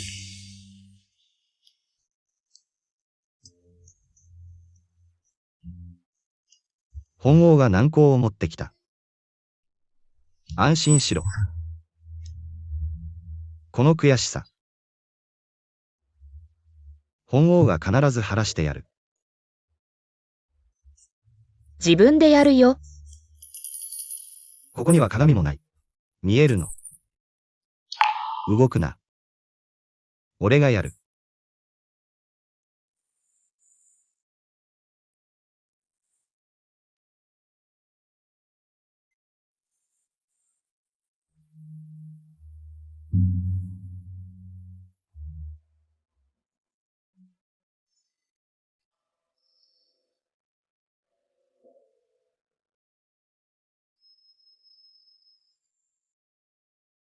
殿下。殿下はどの女の子にもこんなに優しいんですか？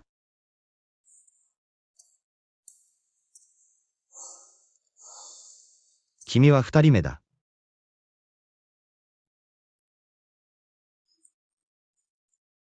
3人目も4人目も5人目もいるのか。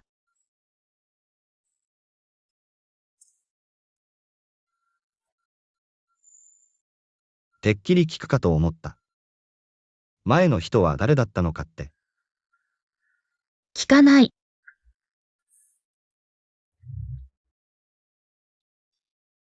前の人は母妃だ。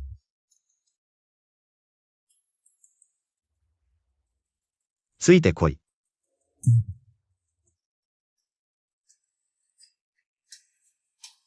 ダメだ。今はいけないもし理由もなく離れたら。明国公は必ず気づき、準備を整えるだろう。そうすると、君の証拠は一撃で決められない。それは本王の問題だ。君が心配する必要はない。行け。三殿下。戸籍文書を手に入れ、堂々と公爵邸を離れる。奴らは必ず君を苦しめ、簡単には話さないだろ三殿下。私たち二人は元踊り協力関係だった。今、君は欲しいものを手に入れたのだから。これからはもう来ないでくれ。ねえ聖番。あなたは本当にわからないのか。それともわからないふりをしているのか。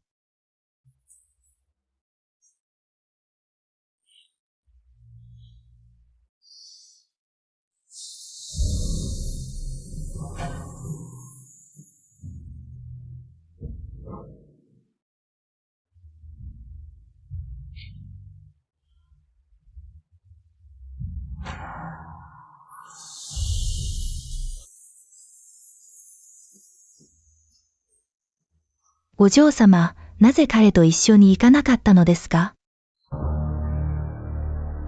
私はそんなに自分勝手にはなれません。彼が一人で辺境に何年も行ったのは、帰ってきて母妃の仇を討つためです。復讐したい気持ちは誰よりもよくわかっています。外の様子はどうですか？書斎が焼けた後、寧国公は瓦礫をくまなく探しました。最後に大王子を探しに出かけました。寧静楽は宝妃へに戻りました。小桃も詮索場に送られました。公爵邸では今、奥様一人が全てを決めています。なんとかして寧国公に早く知らせてください。この10万両の銀子のこと、こうすれば、私はすぐに外に出られます。10万両の銀子で自由を手に入れようというのですか？公爵邸の10万両の銀子で私の自由を買うのです。割に合いますね。はい。母上、私たちは、寧静番を遊郭に送り込むべきです。彼女を千人枕、万人気にさせましょう。いい考えです。いい考えだと？あなた、蔵の中のものを全部売ったの？これらを売ったのも、協力の手付金を払うためです。そんなこと知りません。家を管理するというなら、公爵邸の支出を維持しなさい。でなければ、私は富豪の娘を兵妻として迎えます。絶対に外部に知られてはいけません。私たちの公爵邸にお金がないことを。あなた。娘よ、母上、これでどうしましょう。母上。聞くところによると、あの富豪の大家は、8番目の妻を亡くしたばかりです。私たちは寧静番を、正妻として送り込むことができます。あなたの言う意味は、新番を嫁がせるということ？この寧静番は公爵邸の令嬢で、と一番の妻女でもあります。その時、あなたが100万両の銀子の結納金を要求すれば、彼女はきっと承諾するでしょう。いい考えです。そうすれば、私たちが小商と商売をするときも、お金に困ることはありません。寧静番、遊郭に送り込むことはできなくても、年寄りの男に嫁がせて苦しめるのも悪くありません。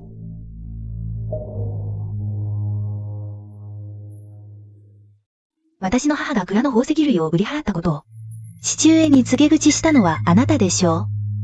そうだとしたら取引しよう。10万両の銀子を差し出すから、お役目は果たせるだろう。ただし、条件がある。私をここから出してくれ。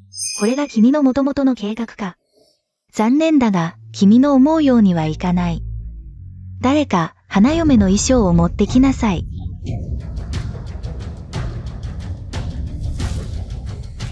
彼女を押さえつけろ。話しなさい。いない。何をするつもりだ。私は国公府と婚約がある身だ。国公府がめとるのは公府の令嬢。つまりこの私だ。お前は取り違えられた孤児、身分が卑しい。国公府がお前などいるはずがない。お前が放火し、両親を殺そうとしたこと。国公府はすでに知っている。彼らは私と将校じじいの結婚を認めてくれた。私はお前たち公府のものではない。私の縁談を左右する資格はない。それはお前の思い通りにはいかない。着替えさせろ。話しなさい。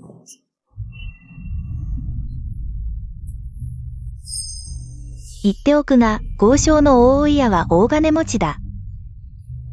嫁げば安楽な暮らしができる。おとなしくしていろ。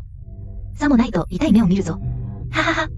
あの豪商、7人の妻を殺したという。そんな幸運、譲ってやろう。私は公府の令嬢だ。お前のような卑しい者とは比べ物にならない。やっとお前を踏みつけにできた。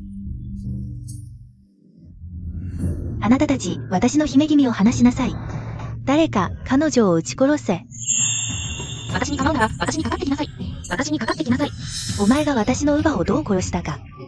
今日はお前の次女を同じように殺してやる。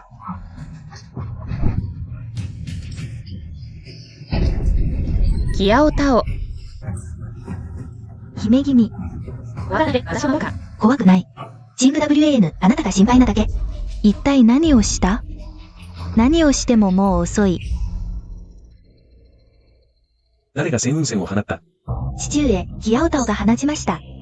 大したことではないでしょう。あれは黒子への戦運戦だ。数万の精鋭兵を動員できる。我が甲府を踏み潰す力がある。あれは参考後のウガ運線だ。なぜニングチング WAN の手に？これはきっと姉さんが盗んだんだ。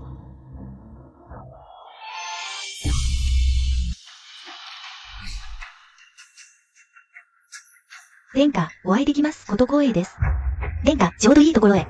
姉が殿下の戦運線を盗みました。そうです。彼女が放ってしまい、殿下をお騒がせしました。すべて彼女のせいです。私たちを責めないでください。そうです。私たちとは全く関係ありません。この下賤な女、早くひざまずけ。誰が本王の女に手を出せるというのか。この戦運線は、本王が与えたものだ。三皇子様、なぜ彼女に戦運線を？殿下、父上の顔を立てる必要はありません。わざとそんなこと言わないで。人間の言葉がわからないのか。者ども。法皇で。殿下、お許しを。聖縁よ。いつから三殿下とお仲良くなったんだ？父に一言も言わないと花。あの日の百花園で。彼女が本王を噛んだ。そうしてるうちに彼女が気に入った。だからご神陽にウガ運線を与えた。何か問題でも？問題ありません。今回の世界の欠損調査は三殿下が担当されています。もし明聖園が三殿下に嫁げば、甲府は無事でいられる。冷国公、よくも大胆な。本王の妃をこっそり他人に嫁がせようというのか。三殿下、どうかお嬢様をお助けください。あの人たちが、お嬢様を7人の妻を虐待死させた富豪に嫁がせようとしています。殿下、お許しを。この件は全く存じません。すべて彼女たちの指示です。私には関係ありません。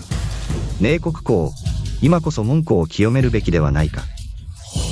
清めます。今すぐ離縁状を書いて彼女を離縁する。あの母子を追い出せ。もう彼女たちとは関係ない。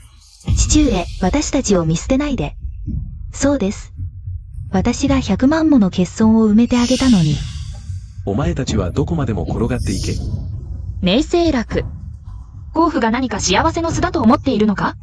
今こそよく見ろ。甲府が一体どんなところか。執事、あいつらを追い出せ。そんな面倒は必要ない。どうせすぐに。お前たち、一人残らず。連行されるぞ。殿下。私は本当に知りませんでした。あの女たちが指示したのです。恩知らずめ。私はあなたのために子を産み、長年、功績はなくとも、苦労はしてきたのに。本王には、一定のご承直がある。お前たち寧国公府、100万両の銀を横領した。ここに寧国公の爵位を剥奪する。全員、永久に寧国を得る罪とする。殿下、もう数日お待ちください。必ず横領分を埋め合わせます。そうです。必ず埋め合わせます。必ず完済します。まだあの古書を待っているのか？どういう意味だ？言い忘れていた。古書の背後にいるのは私だ。お前たちとの取引は最初から最後まで罠だっただけだ。なんて陰険なやつだ。私が陰険？さっき、あの冷酷な富豪に、後添えとして差し出そうとしたのは誰だ？私を死地に追いやり、金に変えようとしたのは誰だ？私が冷酷でなければ、今日死んでいたのは私だ。お前は我が甲府のものだ。我々が海流罪になれば、お前も無関係では済まない。母上、お忘れですか？数日前、私を甲府の名簿から抹消されました。私はもう甲府のものではありません。間違っていました。本当にわかりました。何も争いません。行かせてください。遅い。前世、お前たちは私を使い捨てにした。今度こそ、お前たちが自業自得の報いを受ける番だ。これほどの大げさな動きで、蛇を驚かせはしないか？どうした？本当にそんなに心配しているのか。言いたくなければいい。父上の側近の宦官が、大王子の屋敷へ向かった。今頃は家宅捜索も行われているはずだ。それならよかった。これでようやくすべてが終わった。さあ、ある場所へ連れて行ここれが私を連れてきた良い場所か？別に特別なところでもない。う。焦る必要はない。驚かないでね。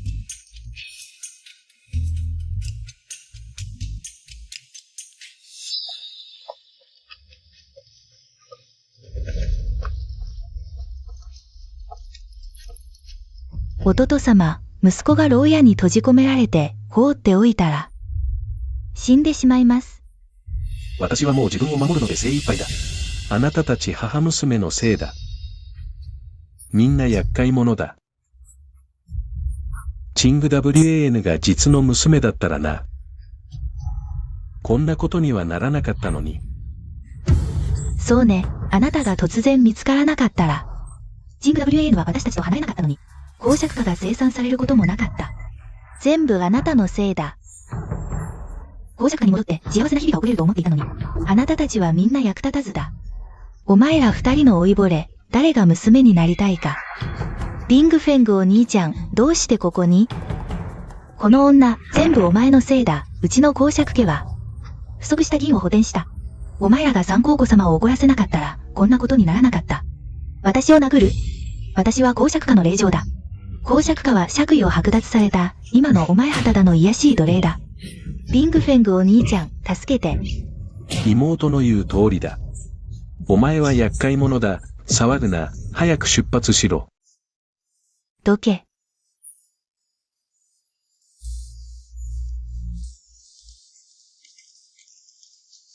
どうだ。お前に逆らった奴らはみんな仲だ。どう感謝する。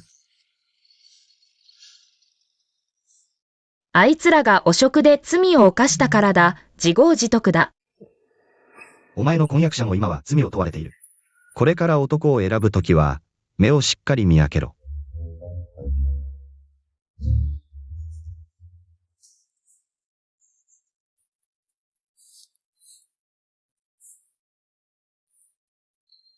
酸っぱい。酸っぱい。おかしいな。今回は特に選んだのに。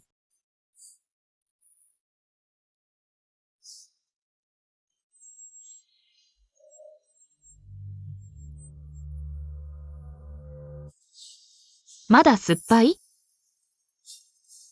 味わえなかった。もう一度試したい。